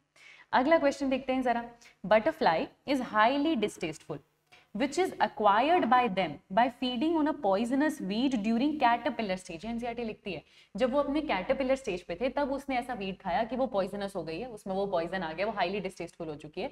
अब उसके एडल्ट में वो डिस्टेस्टफुलनेस है, वो पॉइजनस नेचर, वो डिस्टेस्टफुलनेस है। जब प्रेडेटर खाएगा वो मरेगा तो वो अपने आप को डिफेंड कर पाएगी इस चीज से, है ना। तो लेकिन उसने उस वीड पे कब फीड किया था, उस पॉइजनस फीड पे, जब वो अपने कैटरपिलर वाले स्टेज में थी। तो आंसर यहाँ पर क्या हो जाने वाला है, ए हो जाने वाला है। अगला क्वेश्चन देखते हैं, कैमोफ्लैज क्या होता है, बैकग्राउंड से अपने आप को सेम कर लेना, है ना, क्रिप्टिकली कलर कर लेना, अपना अपना कलर ऐसा कर लेना बैकग्राउंड जैसा सेम कि आप हाइड कर पाओ। क्रिप्टिक वर्ड हाइड से आता है, तो अपने आप को क्रिप्टिकली कलर कर लेना, वो कैमोफ्लैज में आएगा। यंग स्पीशीज को फीड करना, पॉइजनस हो जाना, खुद की स्पीशीज को फीड करना, ये सब कैमोफ्लैज में नहीं आता। गिरगिट आपकी कैमोफ्लैज नेचर शो करती है, एम्फिबियंस आपकी कैमोफ्लैज नेचर शो करते हैं। आंसर क्या होगा, ए। अगला क्वेश्चन देखते हैं, किसने कन्विंस किया था कि inter specific competition is the potent force in organic evolution. ये काम डार्विन का था। डार्विन हमें कब से बात बता रहे हैं कि इंटर स्पेसिफिक कंपटीशन जो होता है और वो डिफरेंट स्पीशीज सेम रिसोर्सेज के लिए लड़ रही हैं तो हो रहा है, तो उनमें सर्वाइव करने के लिए आप जो इनबिल्ट वेरिएशन है उनका यूज करोगे, आप फिटनेस की तरफ जाओगे, ज्यादा बच्चे पैदा करोगे, ज्यादा प्रोजेनीज पैदा करोगे, तो तभी नया स्पीसिएशन आएगा। तो वो इंटर स्पेसिफिक कॉम्पिटिशन को पोटेंट फोर्स बताते थे। आंसर क्या होगा आपके पास, ए। आंसर क्या होगा आपके पास, ए। अगला क्वेश्चन देखते हैं बेटा, it is generally believe that competition occurs when closely related species compete from same resources that are limiting. Generally हम यही मानते हैं कि अगर सेम रिसोर्स के लिए क्लोजली रिलेटेड स्पीशीज लड़ाई कर रही हैं तभी कंपटीशन होता है, लेकिन अनरिलेटेड स्पीशीज भी सेम रिसोर्सेज के लिए लड़ाई कर सकती हैं। दोनों स्टेटमेंट एकदम ठीक है, both the statements are exactly true. Answer आपके पास क्या हो जाने वाला है, सी हो जाने वाला है। इसका एग्जाम्पल हमको एनसीईआरटी में क्या दे रखा है, साउथ अमेरिकन लेक्स का दे रखा है कि साउथ अमेरिकन लेक्स में कुछ फ्लेमिंगोज विजिट करने आई और कुछ फिशेस उस लेक में हमेशा से थी, रेजिडेंट फिशेस थी। अब वो जो फ्लेमिंगोज आई हैं वो फिशेस से तो टोटली डिफरेंट हो गई ना, टोटली अनरिलेटेड हो गई, पर दोनों का रिसोर्स सेम था, दोनों जू प्लैंक्टन पे फीड करते थे, तो उस सेम रिसोर्स पे उनकी लड़ाई हो जाती है, उनमें आपस में कॉम्पिटिशन हो जाता है। तो जी हाँ, अनरिलेटेड स्पीशीज भी सेम रिसोर्स के लिए लड़ाई कर सकते हैं। इसीलिए बेटा पॉपुलेशन इंटरेक्शन का हर एक एग्जाम्पल जरूरी है, हर एक एग्जाम्पल, चाहे वो ऑस्ट्रेलिया में मिलने वाला प्रिकली पेयर कैक्टस था, चाहे वो पिजास्टर स्टारफिश थी, है ना, कहाँ मिल रही हैं, कौन से एरियाज में मिल रही हैं, उस पर जो एग्जामिनर है वो खेल जाता है कि अच्छा वो साउथ अमेरिका था, साउथ अफ्रीका था, कहाँ की कम्युनिटीज थी, कौन प्रेडिटर था, कौन प्रे था, कौन सा डिफेंस यूज कर रहे थे। तो एग्जाम्पल का ही खेल है, आपको याद रखना पड़ेगा। तो यहाँ तो खैर दोनों चीजें ठीक है। आंसर क्या हो जाएगा, C. The feeding efficiency of one species might be reduced due to the interfering and inhibitory presence of other species. इसे ही इंटरफेरेंस कंपटीशन कहते हैं। रिसोर्सेज भरपूर है, अबंडेंट है, कोई दिक्कत नहीं है, पर ईगो क्लैश इतना ज्यादा है कि एक दूसरे की प्रेजेंस में, एक की प्रेजेंस से दूसरे की फीडिंग एफिशिएंसी कम हो रही है। इसे ही इंटरफेरिंग या इंटरफेरेंस कंपटीशन कहते हैं। इंटरस्पेसिफिक इसको नहीं कहेंगे। तो आंसर आपके पास क्या हो जाएगा, यहाँ पे बी हो जाएगा। अगला क्वेश्चन देखते हैं, when certain exotic species are introduced into a geographical area they become invasive, है ना, वो बहुत ज्यादा फैल जाएंगे। कोई एक्सोटिक स्पीशीज आएगी, क्यों? क्योंकि उसका नेचुरल प्रेडेटर नहीं है वहां पे, जैसे ऑस्ट्रेलियन का प्रिकली पेयर कैक्टस के साथ हुआ था। नेचुरल प्रेडेटर अगर नहीं है उस इन्वेडेड लैंड में, तो डेफिनेटली वो ग्रो करेगा क्योंकि उसको रोकने वाला कोई भी नहीं है, ठीक है। ऐसा नहीं है कि वहां पे अनलिमिटेड रिसोर्सेज थे, वो तो कहीं पर भी नहीं होते। The population of introduce species is very low, तब तो फिर वो कभी उसको इन्वेड कर ही ना पाता। Introduce species do not face any competition in the introduce land, देखो ऐसा नहीं है, क्योंकि आप जिस नए लैंड में गए टोटली अनरिलेटेड स्पीशीज भी आपके लिए कॉम्पिटिशन साबित हो सकती थी, तो ये तो नहीं है। पर ये जरूर है कि उसको कंट्रोल में रखने वाला प्रेडेटर वहां कोई नहीं था, इसलिए आंसर आपके पास क्या होगा, डी। सोच समझ के आंसर करना पड़ता है बेटा, इकोलॉजी है ही थोड़ा, तो देखो थोड़ा कॉन्सेप्ट थोड़ा एग्जाम्पल, इसका मिक्सचर होता है, इसका मिश्रण होती है ecology. What was the result? अगला क्वेश्चन देखते हैं। जब सारी डिजास्टर स्टारफिश आपने रिमूव कर दी थी उस इंटरटाइडल एरियाज में से, है ना, अमेरिकन पैसिफिक कोस्ट में हमने पढ़ा था ना कि वहां पर सारी इंटरटाइडल एरियाज में से आपने जो है क्या किया था, पिजास्टर को हटा दिया था, और पिजास्टर प्रेडेटर था वहां पे रहने वाले इनवर्टिब्रेट्स का, तो 10 स्पीशीज इनवर्टिब्रेट्स की वहां से एक्सटिंक्ट हो गई थी। तो क्या वहां से एक्सटिंक्शन हुआ था इनवर्टिब्रेट स्पीशीज का? जी हाँ, पहली हमको बता रखा है, इंक्रीज नहीं हुई थी, पिजास्टर वापस आ नहीं पाएगी, ऐसा कुछ नहीं है, रिप्लेसमेंट भी नहीं हुआ था, एक्सटिंक्शन हुआ था। आंसर आपके पास क्या आ जाएगा, ए आ जाएगा, ठीक है। आगे देखते हैं। A species whose distribution is restricted to a small geographical area because of presence of a competitively superior species. Competition में उससे एक superior species है, तो बेचारा वो एक ही एरिया में रह पा रहा है। Is found sorry बेटा, तो superior species तब बढ़ेगी, है ना, is found to expand its distributional range dramatically when the competing species is experimentally removed, है ना, इसी को आप competitive release कहते हो। देखो ये दोनों पर अप्लाई करता है, सुपीरियर पर भी इंफीरियर पर भी, ये इंफीरियर पर ज्यादा अप्लाई करता है इनफैक्ट, कि अगर आपने उसका सुपीरियर स्पीशीज वहां से हटा दिया तो अब उसको कंपटीशन नहीं करना, तो सारे रिसोर्सेज खुद यूज कर रहा है तो ज्यादा ग्रो करेगा ना, आपने उसका कंपटीशन हटा दिया। यही तो कॉर्नेल का एलिगेंट फील्ड एक्सपेरिमेंट है, यही कॉर्नेल का एक्सपेरिमेंट है। ये जो हेडिंग है ना बेटा कंपटीशन वाली, इसमें 2-3 साइंटिस्ट का नेम आता है, पहले डार्विन का आ जाता है, फिर गोस का कॉम्पिटिटिव एक्सक्लूजन प्रिंसिपल आता है जो गैलापागोस आइलैंड पे आता है, फिर ये कॉर्नेल का एक्सपेरिमेंट आता है। तो कॉर्नेल ने अपने एक्सपेरिमेंट में यही तो किया था, intertidal areas of Scotland, Rocky intertidal areas of Scotland आपने पढ़ा था, है ना। तो वहां पर क्या हुआ था, एक बैलेनस था और एक कैथामेलिस था, बैलेनस सुपीरियर था, कैथामेलिस इंफीरियर था। बैलेंस हटाओगे तो कैथामेलिस ज्यादा ग्रो करेगा, आप कंपटीशन हटाओगे तो दूसरी स्पीशीज ज्यादा ग्रो करेगी, इसे ही कॉम्पिटिटिव रिलीज कहते हैं। आंसर आपके पास क्या हो जाएगा, डी। अगला क्वेश्चन देखते हैं। Which of the following is not a function of predator? They decrease the species competition in a community. Predator का काम है species के competition को कम करना, सही बात है, क्योंकि वो प्रे को चेक में रखेंगे तो अपने आप कंपटीशन कम होगा। They act as conduit of energy transfer, बिल्कुल। They help in stabilization of ecosystem. They decrease the species diversity. Stabilization भी करेंगे पर species diversity decrease नहीं increase करने का काम करते हैं। देखो प्रेडिटर के बहुत सारे फायदे हैं। ट्रॉफिक लेवल एक से दूसरा प्रेडिटर के थ्रू ही एनर्जी जाती है, ठीक है। प्रेडेटर प्रूडेंट इन नेचर होते हैं तो कभी भी प्रे को अचानक से खत्म नहीं करेंगे, दूसरी बात। तीसरा, प्रेडेटर स्पीशीज डाइवर्सिटी को मेंटेन करने का काम करते हैं, क्योंकि अगर वो चले जाएंगे तो स्पीशीज डाइवर्सिटी बहुत ज्यादा ग्रो करेगी। किसी भी एक स्पीशीज को इन्वेजिवली ग्रो नहीं करने देते, उनको चेक में रखते हैं, पॉपुलेशन कंट्रोल का चेक रखते हैं, ये सारे काम करते हैं। तो ये डाइवर्सिटी डिक्रीज नहीं करते, इंक्रीज करते हैं, इसीलिए आंसर आपके पास क्या हो जाएगा, डी। अगला क्वेश्चन देखो, जो कॉर्नेल का फील्ड एक्सपेरिमेंट था जो रॉकी सी कोस्ट पे मिल रहा था स्कॉटलैंड में, लार्जर सुपीरियर बार्निकल कौन सी थी, बैलेनस, वो डोमिनेट करती थी उस इंटरटाइडल एरिया को, ठीक है, इन स्कॉटलैंड। और छोटी बार्निकल कौन सी थी, कैथामेलिस, है ना, उसको वो एक्सक्लूड कर देगी, है ना। ये क्यों हुआ, कंपटीशन की वजह से। कहाँ पढ़ते हो ये, किस में पढ़ते हो, कंपटीशन है ना, दोनों बार्निकल्स बैलेनस और कैथामेलिस के बीच में कंपटीशन है, तो जो कॉम्पिटिटिवली सुपीरियर वाली है वो इंफीरियर वाली को एलिमिनेट कर देगी। तो आंसर आपके पास क्या आ जाएगा, सी आ जाएगा। Gauss principle of competitive exclusion क्या बताता है, मोर abundant species will exclude the less abundant species through competition. तो गॉस का तो यही था कि आपके पास अबंडेंट टोर्टोइज और गोट है, तो जिसकी ब्राउजिंग एफिशिएंसी अच्छी है, जो सुपीरियर है वो रहेगा, इंफीरियर वाला वहां से खत्म हो जाएगा, वही उन्होंने बताया था। तो ऑप्शन क्या हो जाएगा हमारे पास, कौन सा करेक्ट ऑप्शन हो जाएगा, पहला कह रहा है मोर abundant species will exclude the less abundant species, तो अबंडेंट की वो बात नहीं करते थे, नंबर ज्यादा होने की जरूरत नहीं, सुपीरियर होना चाहिए। लार्जर वाला स्मॉलर को एक्सक्लूड करेगा। No two closely related species can occupy the same niche indefinitely for same limiting resource. अगर आप same resource की बात कर रहे हो और वो दोनों same niche में indefinitely नहीं रह पाएंगे, कोई एक superior वाला होगा जो inferior वाले को eliminate कर देगा। तो आंसर आपके पास क्या आएगा, C आएगा। ये सारे जो फीचर्स है ना बेटा, ये एकदम इस पर एप्लीकेबल है, किस पर एकदम एप्लीकेबल है, गॉस के प्रिंसिपल पे कि क्लोजली रिलेटेड है, सेम रिसोर्स के लिए लड़ाई कर रहे हैं, इनडेफिनेटली एग्जिस्ट कर ही नहीं पाएंगे, जो सुपीरियर है वो इंफीरियर को एलिमिनेट कर देगा, आंसर हो जाएगा सी। अगर मैं रिसोर्स पार्टीशनिंग की बात करती हूँ जो मैक आर्थर ने बताया था, तो species divide a niche to avoid competition, उन्होंने अपना नीश डिवाइड कर लिया, फॉरेजिंग पैटर्न बदल लिया, कभी टाइम बदल लेते हैं, कभी स्पेस बदल लेते हैं, तो यही तो है, मिल बांट के करना, पार्टीशन कर लो ताकि कंपटीशन का इफेक्ट हो जाए कम। तो ये जो है ये डेफिनेटली इसमें आ जाएगा। Two different species eat the same thing at the same time, अगर सेम टाइम पे सेम चीज खाओगे तो लड़ाई होगी, पार्टीशनिंग तो हो नहीं पाएगी।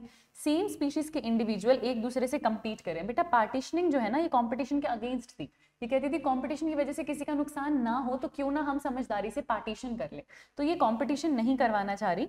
अगर सेम नीश शेयर करोगे तो फिर से कंपटीशन होगा, तो प्लीज एक दूसरे की नीश में मत घुसो, अपना अपना नीश अलग अलग कर लो ताकि तुम्हारा कंपटीशन कम हो जाए, है ना। तो वो डिवाइड करते थे, तो आंसर आपके पास क्या हो जाएगा, ए। अगला क्वेश्चन देखते हैं। अपनी लाइफस्टाइल के अकॉर्डेंस में पैरासाइट ने एक स्पेशल अडेप्टेशन लिया है। पैरासाइट का काम ही क्या था कि धीरे धीरे धीरे धीरे अपने होस्ट को अंदर से चूस लो, उसके अंदर कुछ रहने ही मत दो, तो अब उसको रहना होस्ट की बॉडी के अंदर होता था, तो उसने क्या क्या अडेप्टेशन लिए, जैसे उसको अब बहुत सारे सेंस ऑर्गन्स की जरूरत नहीं पड़ रही, डाइजेस्टिव सिस्टम की जरूरत नहीं पड़ रही, तो अननेसेसरी सेंस ऑर्गन का नुकसान हो जा रहा है, presence of adhesive organs or suckers to cling onto the host, loss of digestive system and high reproductive capacity, ये सारी ही चीजें पैरासाइट्स में नोटिस करने को मिलती हैं, आंसर हो जाएगा डी, कि किसी की बॉडी के अंदर रहना, अनफेवरेबल सिचुएशन में रहना, रिप्रोडक्टिव कैपेसिटी बढ़ा के रखो, उसके न्यूट्रिएंट एब्जॉर्ब कर लेना, डाइजेशन की जरूरत नहीं है, उसकी बॉडी में चिपक के रहना, एडहेसिव ऑर्गन की जरूरत है, अंधेरे में रहना, बहुत सारे सेंस ऑर्गन्स की जरूरत नहीं पड़ने वाली है, तो आंसर हो जाएगा डी। अगला क्वेश्चन देखते हैं, अगला क्वेश्चन देखते हैं। द ह्यूमन लिवर फ्लूक है ना, जो कि एक निमेटोड पैरासाइट है, एस्केलमेंथिस होता है, ये दो इंटरमीडिएट होस्ट पे डिपेंड करता है अपनी जो लाइफ की जर्नी है उसको खत्म करने के लिए, तो इसमें कौन कौन आता है, एक स्नेल और एक फिश। इंटरमीडिएट होस्ट मतलब ये तो जैसे मेन होस्ट हो गया, हम तो मेन होस्ट हो गए ना क्योंकि हमारे लिवर के अंदर आ रहा है, उससे पहले जो इसके इंटरमीडिएट होस्ट हैं वो एक स्नेल हो जाएगा, फिश हो जाएगा, वो उसके इंटरमीडिएट होस्ट के अंदर आ जाते हैं, आंसर आपके पास क्या होगा, सी। अगला क्वेश्चन देखते हैं बेटा, मस्किटो क्या है, तो मस्किटो हमें याद रखना है वो खुद एक पैरासाइट नहीं है, वो एक वेक्टर है, वो कैरियर है, वो पैरासाइट को लेके जा रहा है ना, जैसे प्लाज्मोडियम है वो उसके थ्रू हमारे अंदर आ रहा है, तो वो कैरियर है पर वो खुद एक पैरासाइट नहीं होता, उसने जो आपका ब्लड सक किया वो सिर्फ अपने एग्स को इंक्यूबेट करने के लिए, टेम्परेचर देने के लिए किया, उसने आपके अंदर से कोई न्यूट्रिएंट नहीं एब्जॉर्ब किए, तो वो पैरासाइट नहीं है, अनटिल एंड अनलेस वो आपको अपने डायरेक्ट बेनिफिट्स के लिए यूज नहीं कर रहा, वो पैरासाइट नहीं है, वो वेक्टर जरूर हो सकता है, तो it's not a parasite, answer हो जाएगा ए। अगला क्वेश्चन देखते हैं, Which one is are the example of ectoparacyte, तो जो जुएं हैं सिर में वो बाहर है, अंदर तो नहीं, एक्टोपैरासाइट। जो टिक्स हो जाती हैं डॉग्स पे, कैट्स पे, वो भी एक्टोपैरासाइट है। सी एनीमोन और क्लाउन फिश अगर आप देखेंगे ना तो ये कॉमन सेलिज्म में आ जाता है बेटा, वो छिपी रहती है उसके टेंटिकल्स में, उसको फर्क नहीं पड़ता, सी एनीमोन को फर्क नहीं पड़ता, क्लाउन फिश छिपी रहती है लेकिन वो अपने आप को अपने प्रेडेटर से बचा लेती है, तो इसमें क्या होता है ना, प्लस जीरो इंटरेक्शन है, ये तो कॉमन सेलिज्म है। कॉमन सेलिज्म के कुछ ही एग्जाम्पल हैं, उनको याद रखिएगा, और बाकी दोनों जो है वो एक्टोपैरासाइट है, तो आंसर आपके पास क्या हो जाने वाला है, डी हो जाने वाला। अगला क्वेश्चन देखते हैं जरा, मैच द फॉलोइंग है, मरीन फिश के बारे में बोल रहे हैं, ओके, कस्क्यूटा के बारे में बोल रहे हैं, कस्क्यूटा तो पैरासाइट होता है, कस्क्यूटा तो सीधा सीधा पैरासाइट होता है, तो बी का 4 है जो कि 2 ऑप्शन में हमें दिया हुआ है। कैटल इग्रेट, जो कैटल के सिर के आसपास घूमने वाली फिश बर्ड्स होती हैं, और कैटल, उनमें कॉमन सेलिज्म आपको देखने को मिलता है, तो वो ग्रेजिंग कैटल के साथ रहती हैं, कॉमन सेलिज्म करती हैं, जैसे वो ग्रेजिंग कैटल घास को उखाड़ती है ना तो अंदर से इंसेक्ट्स निकलते हैं, वो खा लेती है, तो कैटल का कुछ नहीं गया, इग्रेट का फायदा हो गया, प्लस जीरो कॉमन सेलिज्म में आता है, तो ये हो गया 3, सी का होना चाहिए 3। जो कोयल और कुकू है वो ब्रूड पैरासिटिज्म करती है, आपको पता है कि होस्ट के नेस्ट में अपने एग रख जाती है कोयल, और उसको लगता है उसका अंडा है, वो उसको इंक्यूबेट करता रहता है, ठीक है। और तो मरीन फिश में क्या आ जाएगा आपके पास, मरीन फिश और कॉपीपोड्स आ जाएंगे, सही बात है, मरीन फिश के साथ तो कॉपीपोड्स आएगा बेटा, ये भी तो एक्टोपैरासाइट है, ये भी तो एक्टोपैरासाइट है, ये भी एक्टोपैरासाइट है जो आपको मरीन फिशेस पे मिल जाएगा, तो 2 हो जाएगा। आंसर आपके पास क्या आ रहा है, ए। आंसर आपके पास क्या आ रहा है, ए। अगला क्वेश्चन देखते हैं, the life cycle of endoparasite are more complex, उनको किसी की बॉडी के अंदर है ना, उनका लाइफ साइकिल ज्यादा कॉम्प्लेक्स रहता है क्योंकि उनकी मॉर्फोलॉजी कॉम्प्लेक्स है, नहीं, याद रखना हमेशा एंडोपैरासाइट की मॉर्फोलॉजी उतनी कॉम्प्लेक्स नहीं होती, उनके फूड हैबिट की वजह से या उनके एक्सट्रीम स्पेशलाइजेशन की वजह से, ऑफ कोर्स एक्सट्रीम स्पेशलाइजेशन की वजह से, ये डायरेक्ट एनसीईआरटी की लाइन है, डायरेक्ट एनसीईआरटी की लाइन है कि लाइफ साइकिल एंडोपैरासाइट का ज्यादा कॉम्प्लेक्स होता है क्योंकि उनकी एक्सट्रीम स्पेशलाइजेशन की वजह से बेटा। मॉर्फोलॉजिकली और एनाटॉमिकली ये बहुत सिंपल होता है, पर लाइफ साइकिल उनका उतना ही कॉम्प्लेक्स होता है। फूड हैबिट इतनी स्ट्रांग हो रही होती है कॉम्प्लेक्सिटी के लिए, तो सीधा किसी और का न्यूट्रिएंट नहीं एब्जॉर्ब कर रहे होते ये। फूड हैबिट में भी ऐसा कुछ नहीं है, कॉम्प्लेक्स मॉर्फोलॉजी भी नहीं है, वो बहुत सिंपल है, पर इनमें एक्सट्रीम स्पेशलाइजेशन है जिसकी वजह से इनका लाइफ साइकिल ज्यादा कॉम्प्लेक्स होता है। इनमें एक ही चीज पर एम्फेसिस किया जाता है, इनका रिप्रोडक्टिव पोटेंशियल। इनमें इनकी एक ही चीज पे फोकस किया जाता है, रिप्रोडक्टिव पोटेंशियल। पैरासाइट वाला जो पैराग्राफ एनसीईआरटी का अगर वो खोलोगे ना, तो लास्ट में ब्रूड पैरासिटिज्म है, उसके जस्ट ऊपर वाले पैराग्राफ में लिखी हुई है ये लाइन कि इनमें एक्सट्रीम स्पेशलाइजेशन होती है। मॉर्फोलॉजी एनाटॉमी काफी सिंपल है और इनमें फोकस किया जाता है बस रिप्रोडक्टिव पोटेंशियल पे। तो आंसर आपके पास क्या हो जाएगा, सी हो जाएगा। अगला क्वेश्चन देखते हैं, which of the following groups do not come under commensalism. तो ऑर्किड जो मैंगो की ब्रांच पे ग्रो कर रहा है, मैंगो को कोई फर्क नहीं पड़ता, ऑर्किड का फायदा हो जाता है +0, ये कमेंसेलिज्म है। लाइकन्स और फंगस है ना, लाइकन्स और फंगस, देखो लाइकन्स में तो फंगस और एल्गी हो जाता है एक्चुअली, कोई बात नहीं, देख लेते हैं हम। कैटल इग्रेट और ग्रेजिंग कैटल, ये है, इस कैटल को कुछ फर्क नहीं पड़ता, वो तो घास हमेशा ही उखेड़ रही है, लेकिन फायदा इग्रेट को हो जाता है, तो ये +0 है, ये कमेंसेलिज्म है। सी एनिमोन क्लाउनफिश मैंने आपको बताया था, सी एनिमोन के टेंटिकल्स है जिसमें आपकी ये क्लाउनफिश छुपी रहती है, टेंटिकल्स तो हमेशा से थे, उसे कोई फर्क नहीं पड़ा, क्लाउनफिश का फायदा हो गया, तो ये +0 में है। लाइकन्स और फंगस तो वैसे भी आंसर नहीं होगा, मतलब ये तो कोई एसोसिएशन बना ही नहीं रहा है, फंगस एंड हायर प्लांट्स लिखना चाहिए था, या तो आंसर हो जाएगा B. Orchids grow as an dash on mango branch, अभी आपने देखा बस एपीफाइट, वो कोई पैरासाइट नहीं है, वो मैंगो से कोई भी न्यूट्रिएंट एब्जॉर्ब नहीं करता, पर उसकी मदद उसके यूज से ऊपर जरूर उठता है, तो वो एक एपीफाइट की तरह ग्रो करता है। आंसर क्या हो जाएगा, सी। अगला क्वेश्चन देखते हैं, किसने बताया था कि 5 closely related species of warblers living on the same tree were able to avoid competition and coexist by behavioural differences. 5 warblers competition करती तो मर जाती, लेकिन एक दूसरे के साथ रही, रिसोर्स पार्टीशनिंग शो करी, अपना बिहेवियरल डिफरेंसेस ले आए, अपने फोराजिंग पैटर्न में डिफरेंसेस ले आए, ये मैकआर्थर ने बताया था। देखो 3 साइंटिस्ट का नाम आएगा जो कंपटीशन में आएगा, पहले तो आएगा डार्विन का नाम, तो डार्विन ने तो बताया था कि inter specific competition is a potent force for evolution. ठीक है, मैं दोबारा से रिवाइज करवा रही हूँ, इट्स वेरी इंपॉर्टेंट, अगर आप ये रिवाइज कर लोगे तो ये 3-4 साइंटिस्ट बार बार आपको रिपीट होते, पीवाईक्यू में भी दिखेंगे। इन्होंने तो बोला था कि इंटर स्पेसिफिक कंपटीशन जो होता है it's a potent force of evolution, ये पहले साइंटिस्ट थे। फिर आया गोज, उनका कॉम्पिटिटिव एक्सक्लूजन प्रिंसिपल, जिसमें उन्होंने कहा कि एक सुपीरियर होगा भाई, और वो सुपीरियर वाला बहुत ही जायज सी बात है कि इंफीरियर को एलिमिनेट कर देगा, कोई एक ही सरवाइव कर सकता है, कोई बात नहीं। उसके बाद कौन आते हैं, कॉर्नेल, कॉर्नेल का एलिगेंट फील्ड एक्सपेरिमेंट, जिसमें उन्होंने कॉम्पिटिटिव रिलीज समझाया, ये भी कंपटीशन को सपोर्ट ही करता था, बस ये बोल रहा था कि अगर आप कंपटीशन का इफेक्ट कम होता देखना चाहते हो ना, सुपीरियर वाले को वहां से हटा दो, इंफीरियर वाला ज्यादा ग्रो करेगा। और लास्ट में जो कंपटीशन के एकदम अगेंस्ट गए थे वो थे मैकआर्थर, उन्होंने कहा था आप कंपटीशन को अवॉइड कर सकते हो अगर आपने रिसोर्स को अच्छे से पार्टीशन करके यूज करना सीख लिया, तो अगर आपने रिसोर्स पार्टीशनिंग सीख ली तो आपका ये काम काफी आसान हो जाएगा। तो ये चीज हमें किसने बताई थी, मैकआर्थर ने बताई थी। आंसर क्या हो जाएगा यहाँ पे, सी।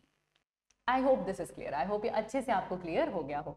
आगे चलते हैं, तो अब हम असर्शन रीजन टाइप कुछ क्वेश्चंस को प्रैक्टिस कर लेते हैं। असर्शन कह रहा है कि जो एंडोपैरासाइट होता है वो होस्ट के सरफेस पे रहता है, नहीं वो होस्ट की बॉडी के अंदर रहता है। जो मलेरियल पैरासाइट होता है और जो ट्रिपैनोसोमा है वो एंडोपैरासाइट के एग्जाम्पल है। मलेरियल पैरासाइट मतलब प्लाज्मोडियम, बिल्कुल वो एंडोपैरासाइट है। ट्रिपैनोसोमा भी बॉडी के अंदर जाता है, लार्ज इंटेस्टाइन पे जाता है, तो वो भी एंडोपैरासाइट है। तो ये स्टेटमेंट ठीक है, तो असर्शन आपके पास फॉल्स है लेकिन रीजन आपके पास ट्रू है, इसीलिए आंसर क्या हो जाने वाला है, डी हो जाने वाला है। अगला क्वेश्चन करते हैं बच्चों। असर्शन कह रहा है प्रीडेटर प्रे पॉपुलेशन को अंडर कंट्रोल रखता है, सही बात है ना। Predators reduce the intensity of competition among competing prey species, ये भी बात है, लेकिन जब वो प्रे स्पीशीज में इंटेंसिटी ऑफ कंपटीशन को रिड्यूस करते हैं उससे क्या होता है, जैसे आपने पिजास्टर देखा था अमेरिकन इंटरटाइडल एरियाज में, अब वो क्या कर रहा था, वो खा लेता है इन्वर्टिब्रेट्स को, तो ठीक रहता था, उसने नहीं खाया इन्वर्टिब्रेट्स को, अगर हमने उसको हटा दिया तो इन्वर्टिब्रेट्स बढ़ती गई, रिसोर्स कम था, कंपटीशन हुआ, 10 स्पीशीज एक्सटिंक्ट हो गई, है ना। तो कंपटीशन ज्यादा क्यों हुआ, क्योंकि प्रीडेटर वहां पे नहीं था, तो प्रीडेटर उसको कम करके रखता था ताकि क्या हो सके, ताकि स्पीशीज डाइवर्सिटी मेंटेन हो सके। इट्स वेरी इंपॉर्टेंट, 2 अलग अलग बातें लिखती है एनसीईआरटी, आप प्लीज कंफ्यूज मत होना, यही छोटी छोटी चीजें आपसे गलती करवाती हैं। अगर आपसे यहाँ लिखा होता ना कि प्रीडेटर मेंटेन स्पीशीज डाइवर्सिटी और उसके नीचे लिखा होता कि क्योंकि कंपटीशन रिड्यूस करिए, तो आंसर होता ए। यहाँ लिखा है कि वो प्रे पॉपुलेशन को अंडर कंट्रोल रख रहा है, और यहाँ जो रीजन दे रखा है वो स्पीशीज डाइवर्सिटी वाला दे रखा है दोनों ठीक, पर ये इसका करेक्ट एक्सप्लेनेशन नहीं है, आंसर होगा बी। ये समझना बहुत जरूरी है। अगर आपके दिमाग में आ रहा है कि मैम फिर इस असर्शन का करेक्ट रीजन क्या होता, कि वो कैसे प्रे पॉपुलेशन को अंडर कंट्रोल रखता है, तो या तो आप इसके एग्जाम्पल में ये देते कि क्योंकि ये कुछ प्रे को खा लेगा तो ऑफकोर्स उनका नंबर कंट्रोल में रहेगा। जैसे कि हम देख रहे थे कि अगर नेचुरल प्रेडेटर ना हो तो प्रिकली पेयर कैक्टस ऑस्ट्रेलिया में कैसा ग्रो किया था, क्योंकि उसका प्रेडेटर नहीं था। प्रेडेटर होता तो उसे अंडर कंट्रोल रखता, वो करेक्ट रीजन होता। लेकिन अगर ये कंपटीशन की इंटेंसिटी कम करे ना, उससे ये स्पीशीज डाइवर्सिटी बना के रखता है, ना कि प्रे पॉपुलेशन को अंडर कंट्रोल रखता है। तो आंसर होगा बी। आई होप ये ड्रिल आपको समझ में आई हो। अगला क्वेश्चन देखते हैं, असर्शन रीजन का ही है। Elimination of a competitively inferior species, competitively inferior species को आपने एलिमिनेट कर दिया इन अ क्लोजली रिलेटेड और otherwise similar group is known as competitive exclusion principle. Competitive exclusion principle गोल्स का था, और वो वही कहते थे कि सुपीरियर है वो इंफीरियर को एलिमिनेट कर देगा, तो सही बात है। If two species compete for same resource they could avoid competition by choosing different time, सही बात है, इसे ही रिसोर्स पार्टीशनिंग कहते हैं। मैं आरपी लिख देती हूँ, इसे ही रिसोर्स पार्टीशनिंग कहते हैं। दोनों एकदम ठीक स्टेटमेंट है पर अलग अलग है, एक कॉम्पिटिटिव एक्सक्लूजन प्रिंसिपल की बात कर रही है और एक रिसोर्स पार्टीशनिंग की बात कर रही है, तो आंसर क्या होगा बी। अगला क्वेश्चन देखते हैं, जो एपीफाइट्स ट्री को यूज करता है सिर्फ अटैचमेंट के लिए, है ना, and manufacture their own food by photosynthesis, बिल्कुल सही बात है। जैसे ऑर्किड है, उसने मैंगो ट्री का सिर्फ और सिर्फ अटैचमेंट के लिए यूज किया, न्यूट्रिशन उससे नहीं लिया, ये स्टेटमेंट बिल्कुल ठीक है। कमेंसेलिज्म से नेगेटिव इफेक्ट होता है ग्रोथ और सर्वाइवल पे of one or both of the population, नहीं, दोनों पॉपुलेशन में एक का फायदा होता है, दूसरे को अफेक्ट ही नहीं होता, ये होती है कमेंसेलिज्म, नेगेटिव किसी पे भी नहीं होता, तो ये हो जाएगा गलत। इसलिए आंसर क्या हो जाएगा सी की, असर्शन तो ठीक है लेकिन रीजन गलत है, आंसर हो जाएगा सी। अगला क्वेश्चन देखते हैं, बेल शेप्ड एज पिरामिड आपको मिल रही है क्या? बेल शेप का मतलब स्टेबल पॉपुलेशन होता है, हाँ। ट्रायंगुलर का मतलब ग्रोइंग पॉपुलेशन होता है, बेल शेप का मतलब स्टेबल होता है, और अर्न शेप का मतलब होता है declining. In a stable population, proportion of individuals in reproductive age group is higher than the individuals in the pre-reproductive age group. तो यहाँ हमसे क्वेश्चन में क्या कह रहे हैं, स्टेबल पॉपुलेशन। अब स्टेबल पॉपुलेशन में क्या होता है, प्री रिप्रोडक्टिव रिप्रोडक्टिव लगभग बराबर होते हैं और पोस्ट रिप्रोडक्टिव थोड़े कम होते हैं। इसको मैं ऐसे ना बनाकर ऐसे भी बना सकती हूँ कि ये थोड़े से कम होते हैं। तो स्टेबल पॉपुलेशन में proportion of individual in reproductive age is higher than that in the pre reproductive age. नहीं बेटा, ऐसा नहीं है, रिप्रोडक्टिव एज में ज्यादा होना प्री रिप्रोडक्टिव एज से ऐसा डिक्लाइनिंग पॉपुलेशन में होता है, तो ये तो गलत हो जाएगा ना। तो assertion true, reason false, answer आपके पास क्या हो जाएगा, सी। आंसर आपके पास क्या हो जाने वाला है, सी। अगला क्वेश्चन देखते हैं जिसके साथ हम एंट्री करें फिल इन द ब्लैंक्स में। अब तो और दिमाग लगने वाला है, प्रॉपर एनसीईआरटी याद आने वाली है, देखते हैं कितनी याद है हमको। पहले हमको कह रहे हैं mutualism is in dash whereas proto cooperation is a dash relation in which both interacting species are benefited. Mutualism भी आपको पता है प्लस प्लस है, दोनों का फायदा होता है। प्रोटो कॉपरेशन भी आप जानते हो प्लस प्लस है, दोनों का फायदा है। पर जो म्यूचुअलिज्म होता है बेटा वो ऑब्लिगेटरी है, जिएंगे तो साथ जिएंगे, मरेंगे तो साथ मरेंगे। जैसे आपके लाइकन्स हो गए, जैसे आपका फिग ट्री और वैस्प हो गया, जो पॉलिनेटर्स और प्लांट वाला रिश्ता होता है।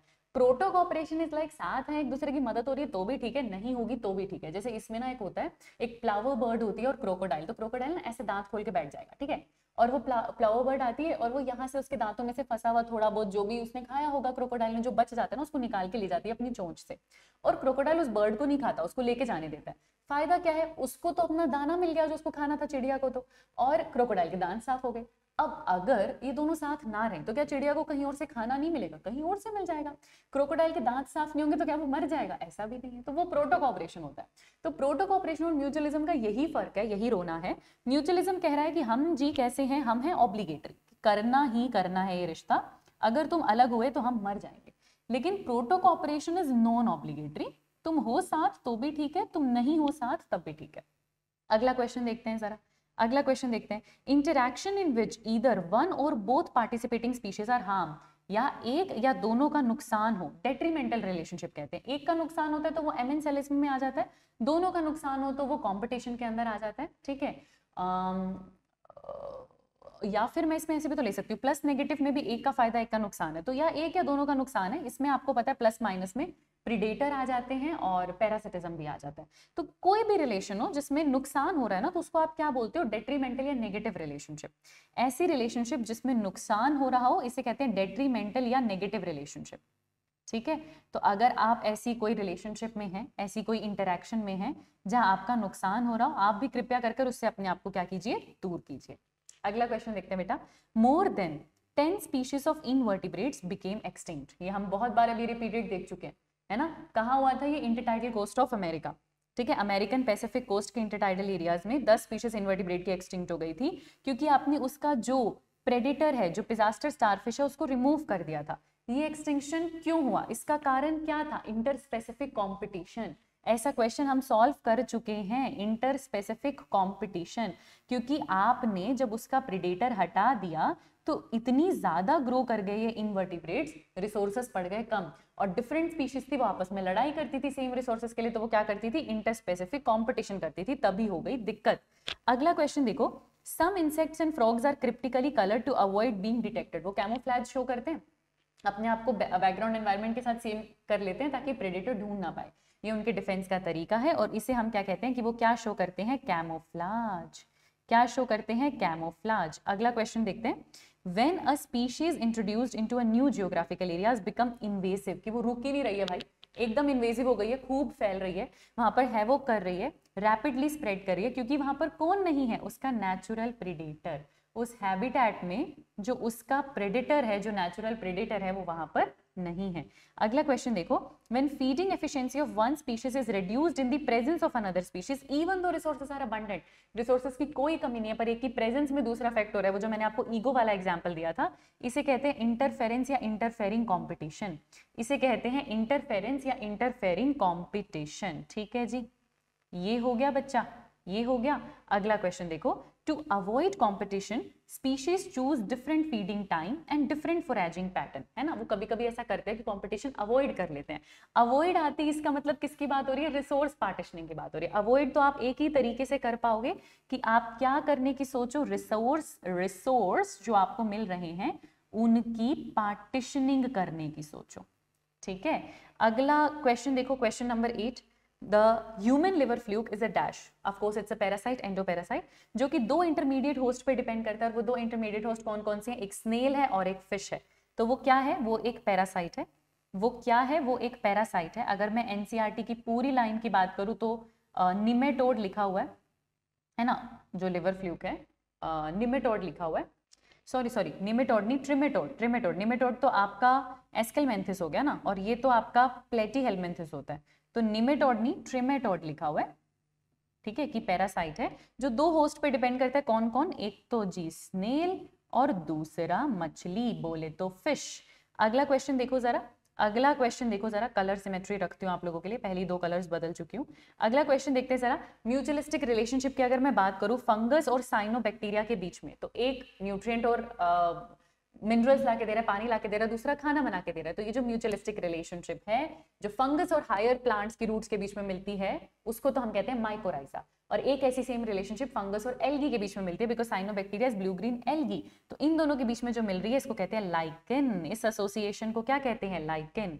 अगला क्वेश्चन देखो, अगला क्वेश्चन देखो, in an interspecific interaction, a filamentous eukaryotic organism absorb nutrient from the soil for the higher plant. ये filamentous eukaryotic organism कौन है? ये किसकी बात कर रहे हैं? ये फंगस की बात कर रहे हैं. वो फिलामेंटस भी है, वो यूकैरियोटिक भी है. वो रूट में से मिनरल्स एब्जॉर्ब कर करके, न्यूट्रिएंट्स एब्जॉर्ब कर करके सॉइल से किसको देता है? हायर प्लांट को देता है. तो उनकी रूट में रहता है, और बदले में जो होस्ट है, जो इंटरैक्टिंग दूसरा स्पीशीज है, वो उसको एनर्जी यील्डिंग कार्बोहाइड्रेट यानी खाना बना के देता है. तो दोनों का फायदा हो रहा है. ये एसोसिएशन कैसी है? म्यूचुअलिस्टिक एसोसिएशन है, और फंगस और हायर प्लांट्स की रूट के बीच में है, तो इसे क्या बोलते हैं? माइकोराइजा. दो तरीके के माइकोराइजा होते हैं, एक्टोमाइकोराइजा, एंडोमाइकोराइजा, पर इस एसोसिएशन को बोलते हैं माइकोराइजा.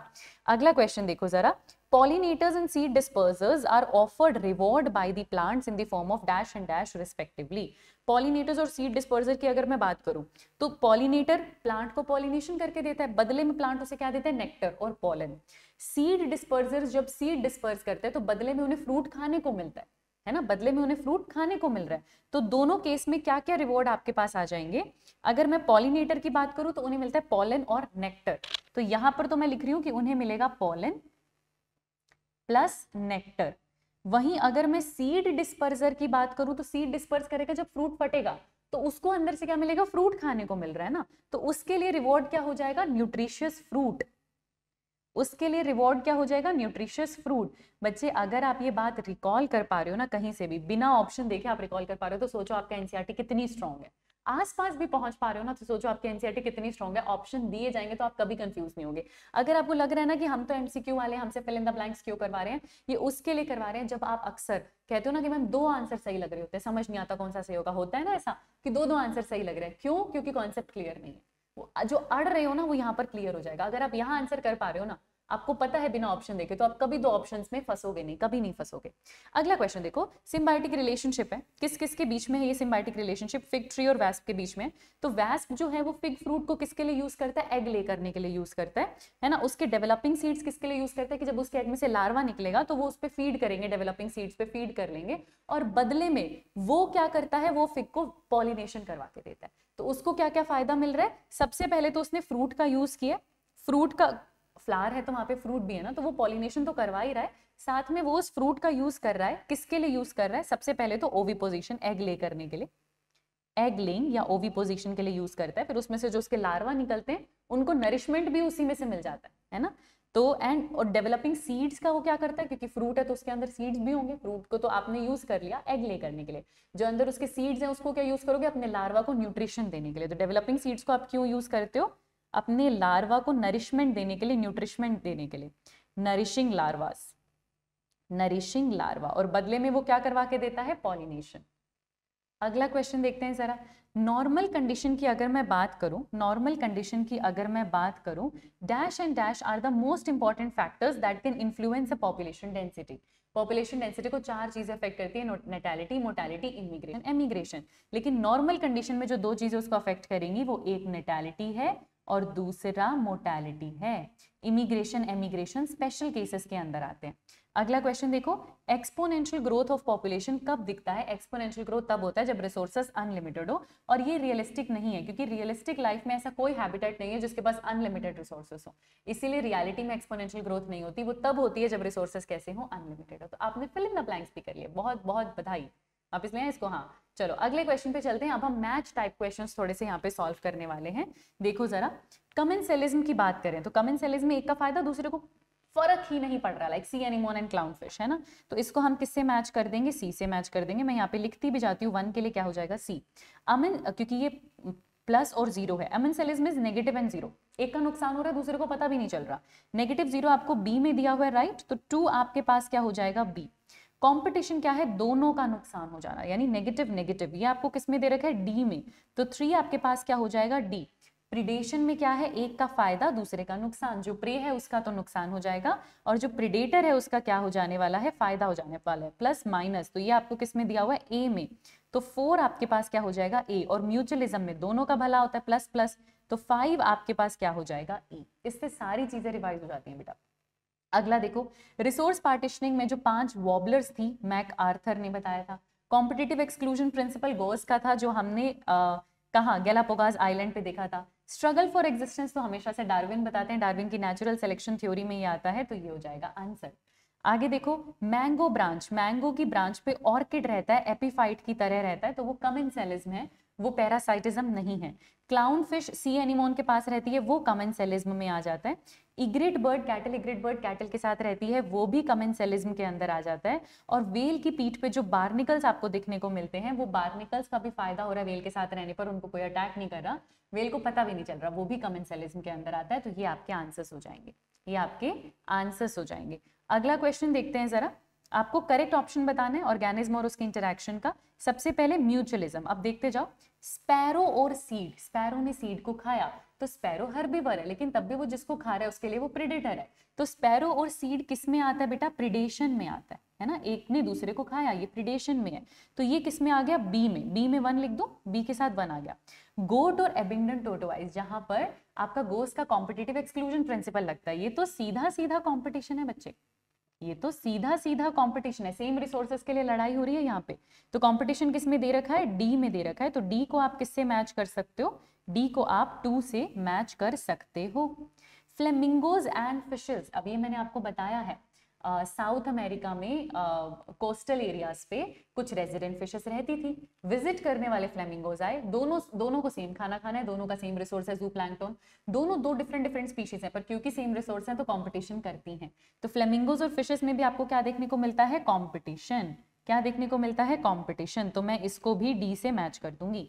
मोनार्क बटरफ्लाई और बर्ड, अब जो मोनार्क बटरफ्लाई है वो डिस्टेस्टफुल है, उस बटरफ्लाई को खाना कौन चाहती है? बर्ड, बर्ड उसको खा रही है, उससे बचने के लिए वो अपने आप को डिस्टेस्टफुल कर रही है, तो है क्या? प्रिडेशन है, तो प्रिडेशन ना, बर्ड उसको खा रही है, तो ये किस में आएगा? ये प्रिडेशन में आएगा, तो इसको आप प्रिडेशन यानी कि बी से मैच कर सकते हो 4 को।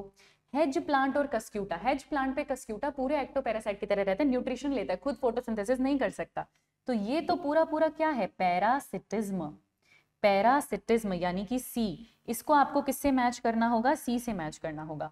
ऑर्किड पे mango tree, sorry mango tree पे ऑर्किड, ये क्या है? एपीफाइट यानी कमेंसेलिज्म, मैंगो ट्री को कुछ फर्क थोड़ी पड़ रहा है, कुछ नुकसान थोड़ी हो रहा है ना, और ऑर्किड का भला हो जाता है, तो ये क्या है? कमेंसेलिज्म है, इसको आप किससे मैच कर सकते हो? ई से मैच कर सकते हो 6।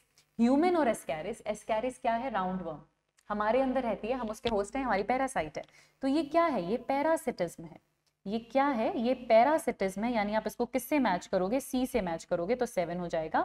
ऑर्किड और बी की अगर मैं बात करूं तो सेक्सुअल डिसीट हमने देखा था, है ना, कि बम्बल बी जा रही है, वो उसको पॉलिनेशन के लिए यूज कर रहा है, बट एक्चुअली वो धोखा कर रहा है, दैट इज सेक्सुअल डिसीट। पढ़ते हम इसको म्यूचुअलिज्म के अंदर ही है, होता दोनों का फायदा, तो पढ़ते हम इसको म्यूचुअलिज्म के अंदर ही है, तो इसको मुझे किससे मैच करना होगा? ए से। अब मुझे पता था ये आपके लिए होने वाला है मुश्किल, इसलिए मैंने पहले ही लिख दिया, तो यहाँ पर भी मैं लिख रही हूँ, दोनों जगह लिख रही हूँ कि ये म्यूचुअलिज्म है, और मैंने ए के सामने भी 8 लिख दिया।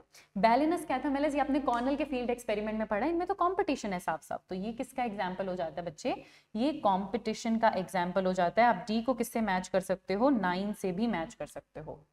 तो ये हो गया आपके पास कंप्लीट। इसके बाद हम किस में एंटर कर रहे हैं? डायग्राम बेस्ड क्वेश्चन में। देखते हैं जरा, दोनों कर्व आपको दे रखा है ना, ग्राफ में आपको इक्वेशन लिखनी है, ये तो लॉजिस्टिक है, जो अनरियलिस्टिक है वो वाला कर्व आपको दे रखा है लॉजिस्टिक, तो ए की इक्वेशन आपके पास क्या है? dn by dt is equal to rn, ये इक्वेशन होती है।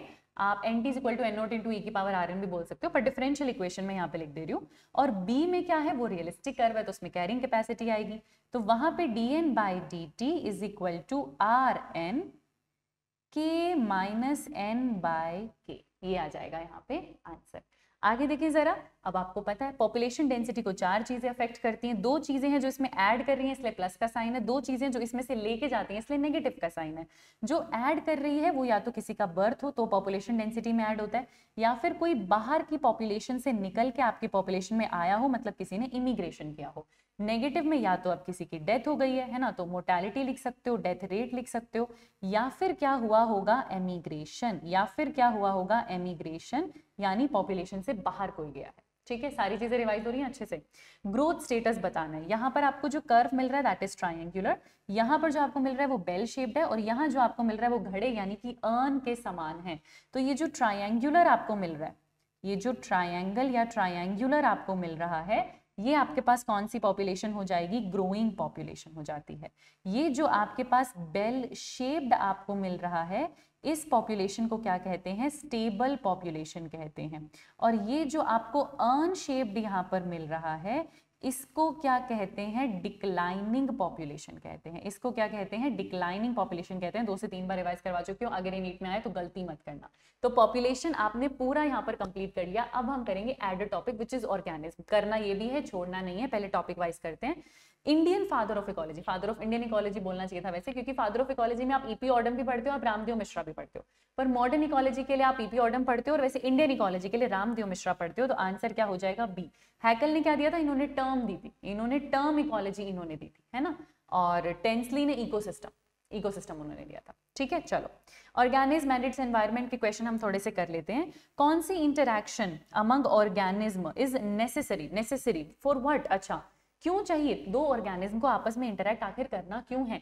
सरवाइव करने के लिए, एक दूसरे पे वो खाने के लिए डिपेंडेंट है, फूड चेन नहीं चलेगी वरना, और रिप्रोडक्शन के लिए भी एक दूसरे पे डिपेंडेंट है, तो दोनों ही चीजें ठीक है। तो आंसर आपके पास क्या हो जाने वाला है? डी।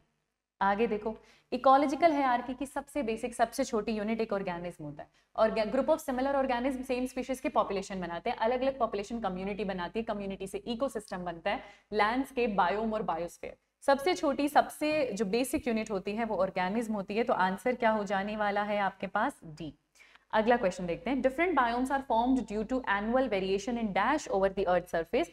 तो 2 चीजें एनसीईआरटी लिखती है, क्योंकि अगर आप पूरे अर्थ को देखोगे तो आप इक्वेटर, पोल, पोल्स, पूरा लैटिट्यूड अगर आप देखोगे तो जो सीजनल वेरिएशन आ रहे हैं टेम्परेचर में भी और प्रेसिपिटेशन में भी, मतलब रेनफॉल वगैरह की वो बात कर रहे हैं, उन दोनों के डिफरेंसेस की वजह से पूरे वर्ल्ड पे आपको अलग अलग बायोम देखने को मिलते हैं। हर जगह आपको अलग अलग टेम्परेचर और अलग अलग प्रेसिपिटेशन कंडीशंस देखने को मिलेंगी, तो ये अलग अलग बायोम बने हैं। आंसर क्या हो जाएगा? डी, है ना। अगला क्वेश्चन देखते हैं, डेजर्ट, रेन फॉरेस्ट, टुंड्रा, ये सब किसके एग्जाम्पल हैं? तो बायोम्स के एग्जाम्पल हैं, हमको पता है, हमने पढ़े हैं। Tropical rain forest, tropical deciduous forest, deserts पढ़ा है, एल्पाइंस पढ़े हैं, ये सब डिफरेंट बायोम्स ही तो होते हैं। आंसर हो जाएगा सी। The key element that determine difference in environmental condition of different habitats include, तो environmental condition में सारे elements हैं, टेम्परेचर भी है, सॉइल भी है, लाइट भी है, वाटर भी है, ये सब उस हैबिटेट को, उस एनवायरमेंटल कंडीशन को बाकी से अलग बनाएंगे। हर हैबिटेट के पास ना अपने बायोटिक कंपोनेंट और अपने एबायोटिक कंपोनेंट होते हैं। उसके बायोटिक कंपोनेंट में 4 मेजर चीजें आती हैं, टेम्परेचर, वाटर, लाइट और सॉइल, वो मेजर रहता है। बाकी तो जो मतलब लैटिट्यूड, सॉरी, वो प्लेन का डिफरेंस है, लैंड का डिफरेंस है, वो अलग हो जाएगा। तो ये सारी ही चीजें इसमें इंक्लूड होती है ना, इसीलिए आंसर आपके पास क्या हो जाएगा? डी। अगला क्वेश्चन देखते हैं, organism which tolerate narrow range of temperature. दो तरीके के ऑर्गेनिज्म हैं, एक डिफरेंट रेंज ऑफ टेम्परेचर में रह जाते हैं, उन्हें यूरीथर्मल कहा जाता है, और एक बहुत नैरो रेंज को सर्वाइव कर पाते हैं, उन्हें स्टीनोथर्मल कहा जाता है। उन्हें क्या कहा जाता है? स्टीनोथर्मल कहा जाता है। आंसर हो जाएगा ए। वैसे यहाँ पे स्पेलिंग यूरी की EURY हो, ठीक है, यूरी हेलाइन EURY होगा। आंसर यहाँ पर क्या हो जाएगा? ए। आगे देखते हैं, mango tree do not grow in, तो मैंगो जो है वो ट्रॉपिकल कंट्रीज में ही ग्रो करता है, टेम्परेट में ग्रो नहीं करता। तो आंसर क्या हो जाएगा? टेम्परेट। यही पूछ रहे हैं ना, किस में ग्रो नहीं करता, तो आंसर हो जाएगा ए। अगला क्वेश्चन देखिए, टेम्परेचर वाले पैराग्राफ में लाइन बाय लाइन है, ये सारा एनसीईआरटी के अंदर given. Mango do not and can not grow in temperate countries, most important environmental factor responsible for it is. ये टेम्परेचर की बात कर रहे हैं, टेम्परेट और ट्रॉपिकल अगर आप कंट्रीज के लेवल पर जा रहे हो तो डेफिनेटली जो सबसे बड़ा डिफरेंस आएगा वो टेम्परेचर का आएगा। ट्रॉपिकल कंट्रीज के हाई टेम्परेचर में वो ग्रो कर सकता है और टेम्परेट में नहीं कर सकता। अगर आप वैसे भी इतना नहीं दिमाग लगा पाते, एनसीईआरटी भी याद है, तो टेम्परेचर के हेडिंग में दिया हुआ है, आंसर हो जाएगा बी। आगे देखो, स्नो लेपर्ड आपको कभी भी केरला में नहीं मिलने वाला। Tuna fish rarely caught beyond the tropical latitudes in the ocean, है ना। तो वही बात है, डायरेक्ट लाइन एनसीईआरटी की, कि देखो मैंगो ट्री कभी टेम्परेट में ग्रो नहीं करेगा, स्नो लेपर्ड कभी केरला में नहीं मिलने वाला, और tuna fish beyond tropical latitudes मिल ही नहीं सकती, ठीक है। तो आंसर आपके पास क्या हो जाएगा? बी। आंसर आपके पास क्या हो जाएगा? बी। ऑर्गेनिज्म जो वाइड रेंज ऑफ टेम्परेचर को टॉलरेट कर सकता है उसे यूरीथर्मल कहा जाता है ना, और जनरली इसमें बर्ड्स और मैमल्स आएंगे। तो आंसर आपके पास क्या हो जाएगा? ए। अगला क्वेश्चन देखते हैं, मैच द फॉलोइंग करना है। तो ये सैलिनिटी की बात करें, सॉल्ट की बात करें, वाटर की कंडीशंस की बात करें, सी में हाइपर सलीन लगून्स में और इनलैंड वाटर में कितना सैलिन मिलने वाला है आपको, सॉल्टी कंडीशंस मिलने वाली है आपको। तो हाइपर सलीन लगून्स में ऑफकोर्स मैक्सिमम मिलेगा, बी का 3 हो जाएगा। सी में आपको 30 to 35 मिलेगा, इनलैंड वाटर में इतना नमक नहीं होता, वहां पर लेस देन 5 होता है, तो सी का इट इज 1, है ना। सी में आपको 30 to 35 मिल रहा है, ए का 2 है, और हाइपर सलीन लगून्स में आपको ज्यादा मिल रहा है, तो आंसर आपके पास क्या हो जाएगा? बी। आंसर आपके पास क्या हो जाएगा? अगला क्वेश्चन देखते हैं, a fresh water organism can not survive, है ना, a fresh water organism can not survive in a water body that has greater dash than its original habitat. Salt ना बेटा, फ्रेश वाटर और सलीन वाटर ऑर्गेनिज्म का यही तो फर्क है। फ्रेश वाटर को इतना नमक नहीं चाहिए, तो अगर आप उसके ओरिजिनल हैबिटेट से ज्यादा उसको सॉल्ट कंसेंट्रेशन दोगे तो वो सर्वाइव नहीं कर पाएगा। आंसर हो जाएगा सी। अगला क्वेश्चन देखते हैं, ऑर्गेनिज्म अपने इंटरनल एनवायरनमेंट को कांस्टेंट रखना चाहता है, यानी वो क्या मेंटेन करना चाहता है? होम्योस्टैसिस। विंटर स्लीप को हाइबरनेशन कहते हैं, समर स्लीप को एस्टिवेशन कहते हैं, और वो तब किया जाता है जब आपको ग्रोथ सस्पेंड करनी है, क्योंकि आपको अपना इंटरनल एनवायरनमेंट कांस्टेंट रखना नहीं आता। जिनको आता है, जो रेगुलेटर्स हैं, वो तो होम्योस्टैसिस ही मेंटेन करेंगे ना, तो आंसर हो जाएगा सी। ये जो डायग्राम है, इसे पक्का क्वेश्चन एक्सपेक्टेड है, इस चैप्टर में आपको दिया हुआ है, तो यहाँ पर एक्चुअली ABC मेंशन नहीं है ना, तो मैं लिख देती हूँ, मैं बुक से इसको यहाँ पे लिख देती हूँ। ये ए है बेटा, ये बी है बच्चे, और ये सी है। अब आप बता दो, तो ए क्या है? वो जो अपना इंटरनल एनवायरनमेंट चेंज नहीं कर रहे, मतलब वो तो रेगुलेटर्स हैं, ए तो रेगुलेटर्स हैं। बी की अगर मैं बात करूँ तो बी पूरा चेंज कर दे रहे अपने आप को, तो वो कन्फर्मर्स हैं। और सी कुछ टाइम तक अपने आप को रेगुलेट कर सकते हैं, उससे ज्यादा नहीं, तो वो पार्शियल रेगुलेटर्स के अंदर आते हैं। तो आंसर आपके पास क्या होने वाला है? ए होने वाला है। अगला क्वेश्चन देखते हैं, यहाँ पे रेगुलेटर्स अपना होम्योस्टेसिस मेंटेन कर सकते हैं कैसे? किसी भी मीन से बेटा, बायोकेमिकल एंटी फ्रीजिंग प्रोटीन हो गए, है ना, प्रेशर टेम्परेचर लेने वाला सर्टेन कोई बायोकेमिकल एंजाइम हो गया उनके पास, फिजियोलॉजिकल बहुत सारे, जैसे हम जो स्वेटिंग करते हैं या शिवरिंग करते हैं वो फिजियोलॉजिकल में है, बिहेवियरल जैसे डेजर्ट लिजर्ड वगैरह आ जाते हैं, तो ये सारे ही अडेप्टेशंस में आ जाते हैं। और आंसर आपके पास, अच्छा, ओ ओके ओके, रेगुलेटर्स, सिर्फ रेगुलेटर्स में बात कर रहे हैं ना, सॉरी, सिर्फ और सिर्फ रेगुलेटर्स में आपसे बात कर रहे हैं। तो रेगुलेटर्स अपना होम्योस्टेसिस कैसे मेंटेन करेगा? केमिकल से भी करता है, ऐसा कुछ नहीं है कि केमिकल से नहीं करता, बट ये अगेन देखो, यही से आपको पता चलता है एनसीईआरटी की लाइंस के बारे में, यहीं से आपको पता चलता है एनसीईआरटी की लाइंस के बारे में। अगर मैं अडेप्टेशन टॉपिक को देखूं, इसी चैप्टर में एक अडेप्टेशन टॉपिक है, आप उस अडेप्टेशन टॉपिक को देखना, आपको सारे मीन्स मिलेंगे वहां पे। केमिकल भी लिखा हुआ है, बिहेवियरल भी लिखा हुआ है, फिजियोलॉजिकल भी लिखा हुआ है, जेनेटिक के अंदर ये सारे लिखे हुए हैं। कैंगरू रैट अलग बता रखा है, ह्यूमन अलग बता रखा है, और कैम प्लांट्स अलग बता रखे हैं, तो सारे हैं। लेकिन जहां पर रेगुलेटर, कन्फर्मर, माइग्रेट और सस्पेंड, ये 4 चीजें लिखी है ना एनसीईआरटी में, वहां रेगुलेटर्स वाली लाइन में लिखा हुआ है कि वो अपना होम्योस्टेसिस 2 ही चीजों से मेंटेन करते हैं, फिजियोलॉजिकल और बिहेवियरल। अभी ये रीड करते करते ये चीज मेरे दिमाग में आई, जस्ट इसको रीड करते करते ये चीज मेरे दिमाग में आई कि हाँ, ये हमने पढ़ा है, ये एनसीईआरटी के अंदर है। 1 मिनट में आपको दिखा देती हूँ, ये थोड़ा सा लाइब्रेरी जो है आने में टाइम ले रही है ना, 1 सेकेंड दो मेरे को। अभी मैं आपको ये दिखा देती हूँ, लाइन है ये प्रॉपर हमारी एनसीईआरटी में। 12th की एनसीईआरटी खोलते हैं यहाँ पे, 12th की एनसीईआरटी जरा खोलते हैं यहाँ पे, ऑर्गेनिज्म एंड पॉपुलेशन वाले चैप्टर पर चलते हैं। ये एग्जैक्ट लाइन में आपको दिखा देती हूँ बेटा, एग्जैक्ट लाइन में आपको दिखा देती हूँ। यहाँ पर अगर आप आएंगे जहाँ पर माइग्रेट, सस्पेंड और ये सारी बात की हुई ना, तो रेगुलेटर्स वाली लाइन में आप देखोगे ये पहली लाइन में लिखा हुआ है अपना होम्योस्टेसिस कैसे मेंटेन करते हैं, फिजियोलॉजिकल और बिहेवियरल। तो ऐसे आता है एनसीईआरटी से क्वेश्चन, इतना थोरो आपको होना पड़ेगा एनसीईआरटी से, आंसर हो जाएगा डी। अगला क्वेश्चन देखते हैं, हम अपना कांस्टेंट टेम्परेचर कितना मेंटेन करके रखते हैं? 37 डिग्री सेल्सियस, ये तो हमें पता ही होना चाहिए, आंसर हो जाएगा बी यहाँ पे। अगला क्वेश्चन देखते हैं, ऑर्गेनिज्म जिसका बॉडी टेम्परेचर एम्बिएंट टेम्परेचर के अकॉर्डिंग चेंज हो, मतलब उसको रेगुलेट करना नहीं आता, यानी वो कौन है? वो कन्फर्मर है। जिसको रेगुलेट करना नहीं आता वो कौन है? वो कन्फर्मर है। आगे देखो, थर्मोरेगुलेशन एनर्जेटिकली एक्सपेंसिव प्रोसेस है, किसके लिए? श्रूज के लिए, हमिंग बर्ड के लिए, मैमल्स के लिए। अब ये तो आपके पास एव्स में आ गया, और ये तो आपके पास मैमल्स के ही एंसेस्टर है ना, है ना। तो एनसीईआरटी क्या लिखती है बेटा कि अगर आप मैमल्स और बर्ड्स को छोड़ दो वैसे टेक्निकली, तो हर किसी के लिए ये एक एनर्जेटिकली एक्सपेंसिव प्रोसेस है, इसीलिए तो सिर्फ 2 ही ऐसी क्लास हैं जिनमें ये रेगुलेशन है, होम्योस्टेसिस है, बाकियों में नहीं है, बाकी सब कन्फर्मर्स है, क्योंकि एनर्जी लगती है रेगुलेटर बनने में। उसके बाद एनसीईआरटी लिखती है स्पेशली, खास करके वो ऑर्गेनिज्म जो साइज में छोटे हैं, क्योंकि वो किसके बारे में बता रही है? वो बर्गमैन रूल के बारे में बता रही है। तो वहां पर उसने लाइन लिखी हुई है डायरेक्टली, जिसमें उसने 2 ऑर्गेनिज्म का नाम लिया, एक श्रूज और एक हमिंग बर्ड, क्योंकि वो बोलती है कि हीट लॉस करना, हीट गेन करना is a property of surface area. तो अगर आप छोटे हो साइज में ना, तो आपका सरफेस एरिया और वॉल्यूम रेशियो ज्यादा, आप ज्यादा हीट का लॉस करोगे, तो उस चक्कर में आपको अपना हीट ट्रैप करना और ज्यादा मुश्किल हो जाएगा आपके लिए। तो थर्मो रेगुलेशन और ज्यादा एनर्जेटिकली एक्सपेंसिव है। ये छोटे साइज के ऑर्गेनिज्म के लिए बात करते हैं, तो ये बर्गमैन रूल बता रहे हैं। आंसर यहाँ पर क्या हो जाने वाला है? डी। अगले क्वेश्चन पे चलते हैं। ये तो हमने देख लिया, ये भी हमने देख लिया, सॉरी। हाँ, thermoregulation is energetically expensive process for small animals. वही बात ये दोबारा ले आए, स्मॉल एनिमल्स के लिए ज्यादा एनर्जेटिकली एक्सपेंसिव क्यों है? क्योंकि उनका surface area over volume ratio जो होता है ना, उसकी डिपेंडेंसी है यहाँ पे। और उनका surface area over volume ratio क्या होता है? कम या ज्यादा? स्मॉल एनिमल्स का कैसा होगा? ज्यादा होता है बेटा, लार्जर होता है। एनसीईआरटी लिखती है दे हैव अ लार्जर, है ना, surface area over volume ratio. ठीक है, ठीक है ना, यानी कि उनका सरफेस एरिया ज्यादा होता है as compare to their volume. Volume उतनी साइज में छोटे हैं, वॉल्यूम उतनी नहीं है, पर सारी एक्सट्रीमिटीज है, तो सरफेस एरिया ज्यादा है। सरफेस एरिया और वॉल्यूम आप मुझे बताओ, आप खुद यहाँ पर देख के बताओ बेटा, कि अगर इसका आपको निकालना है, डिनोमिनेटर कम है और ये ज्यादा है, तो ओवरऑल भी तो ज्यादा आएगा ना। तो इनका surface area over volume ratio ना ज्यादा आता है, they have a larger surface area as compare to volume, तो ये रेशियो ज्यादा आता है, तो हीट लॉस इनके अंदर ज्यादा है। तो do they have a smaller surface area relative to volume? नहीं। Do they have a larger volume relative to surface area? नहीं। They have a larger surface area relative to volume. Volume कम है, surface area ज्यादा है, तभी तो heat loss ज्यादा है। तो आंसर आपके पास क्या हो जाने वाला है? डी हो जाने वाला है, डी हो जाने वाला है। अगला क्वेश्चन देखते हैं, the organism which move away temporarily from a stressful situation, क्योंकि उस टाइम वो वहां पर नहीं रह पा रहा, तो वो मूव अवे कर जाता है, तो वो माइग्रेट कर जाता है। ये किस में आएगा? माइग्रेटर्स में आएगा। साइबेरियन क्रेन हम पढ़ते हैं, आंसर होगा ए। क्योलादो नेशनल पार्क कहाँ पर है? राजस्थान में, भरतपुर राजस्थान में। साइबेरियन क्रेन यहाँ पर हर साल आती है, आंसर होगा ए।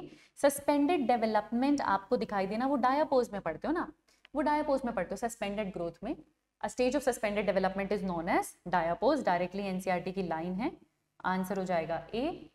जो कि आपको लेक्स और पॉन्ड्स में जू प्लैंक्टॉन्स में देखने को मिलता है। ये एग्जांपल एनसीईआरटी देती है।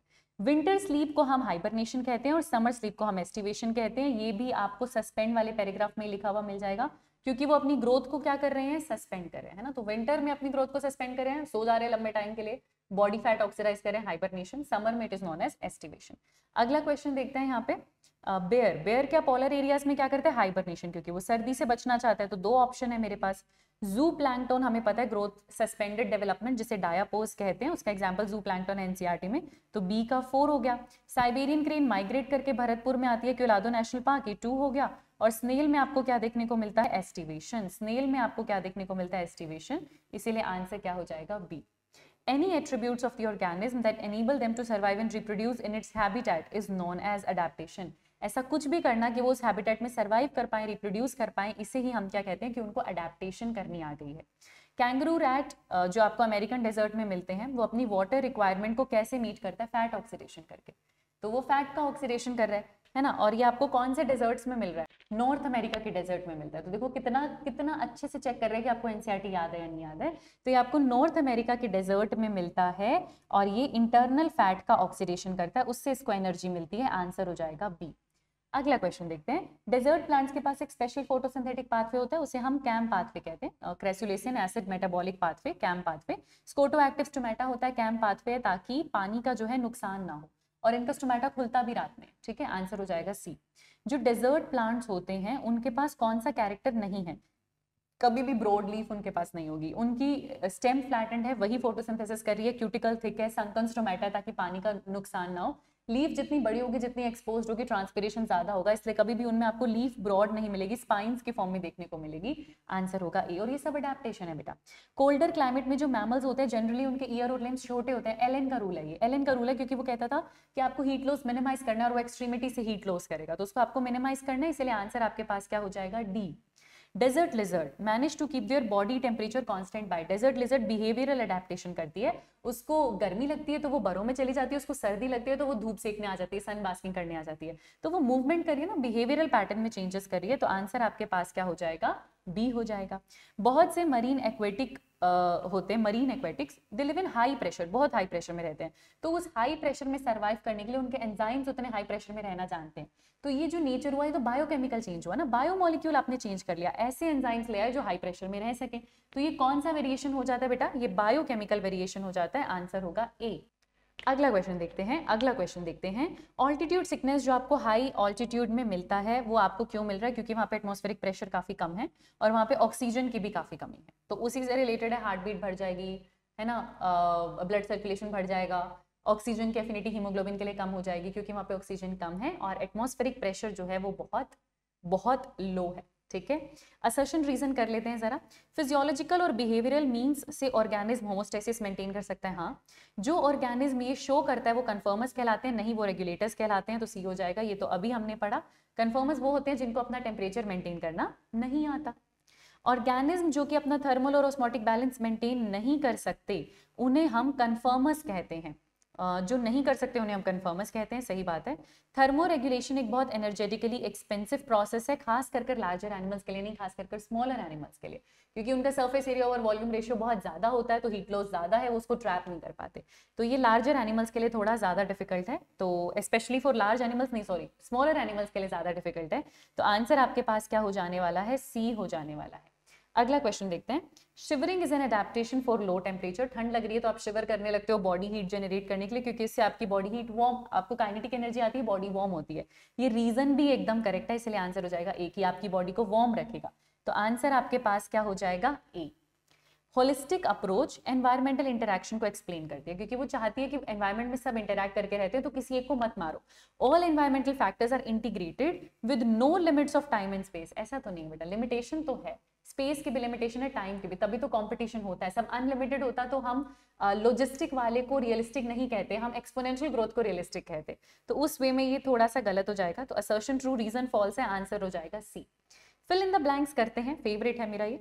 Regional and local variation within each habitat, अच्छा within each biome lead to formation of different habitat.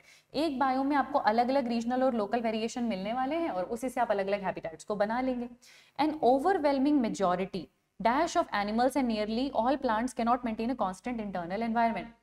Maximum मतलब 99% एनिमल्स, क्योंकि बर्ड्स और मैमल्स को छोड़ दो, और ऑलमोस्ट सारे प्लांट्स, उनको अपना इंटरनल एनवायरनमेंट रेगुलेट करना नहीं आता। तो 99% को नहीं आता, वो तो सारे कंफर्मर्स हैं। Small animals have larger dash relative to their dash, larger surface area relative to their volume, तभी तो ओवरऑल वो रेशियो हाई होता है उनके अंदर। They have larger surface area relative to their volume, they tend to lose body heat easily, वो जल्दी अपनी बॉडी हीट को लूज करेंगे, इजीली कह लो या वेरी फास्ट कह लो, जब सर्दी ज्यादा होगी तो। इसीलिए तो कोल्डर एरियाज में छोटे साइज के एनिमल्स नहीं मिलते, क्योंकि उनका सरफेस एरिया और वॉल्यूम रेशियो ज्यादा होता है। ये बर्गमैन का रूल है। Some dash and dash go into dash to avoid summer related problem, जैसे हीट एंड डेसिकेशन। तो वो किस में चले जाते हैं? समर स्लीप में चले जाते हैं, जिसको हम बोलते हैं एस्टिवेशन। दे गो इनटू एस्टिवेशन, जिसे हम समर स्लीप बोलते हैं। और ये कुछ स्नेल्स भी शो करती हैं और ये कुछ फिशेस भी शो करती हैं। एनसीईआरटी की लाइन है। देखो जरूरी नहीं है हर ऑप्शन में स्नेल और फिश होगा, बट क्योंकि और भी बहुत सारे ऑप्शंस होते हैं और भी बहुत सारी चीजें होती हैं, पर एनसीईआरटी फोकस किस पे करेगी? एनटीए फोकस किस पे करेगा? एनसीईआरटी पे। तो एटलीस्ट आपको एनसीईआरटी वाले एग्जाम्पल याद हो कि स्नेल और फिशेस की हम बात कर रहे हैं, जो कि क्या शो करते हैं? एस्टिवेशन। अगला क्वेश्चन करते हैं, question number 5। Dash is the most ecologically relevant environmental factor. Temperature, temperature से ज्यादा रेलेवेंट कुछ नहीं है। सेकंड नंबर पे पानी आता है, सेकंड नंबर पे वाटर आता है, पर मोस्ट रेलेवेंट टेम्परेचर रहेगा। मैच द फॉलोइंग क्वेश्चन कर लेते हैं। कार्डियक ग्लाइकोसाइड्स, ये आग यानी कि कैलोट्रोपिस रिलीज कर रहा है, तो ए का हो जाएगा आपके पास 3। ठीक है। डिसटेस्टफुल हो चुके हैं केमिकल की वजह से मोनार्क बटरफ्लाई, क्योंकि जब ये अपने कैटरपिलर वाली स्टेज में थे तो इन्होंने एक पॉइजनस वीड खा लिया था।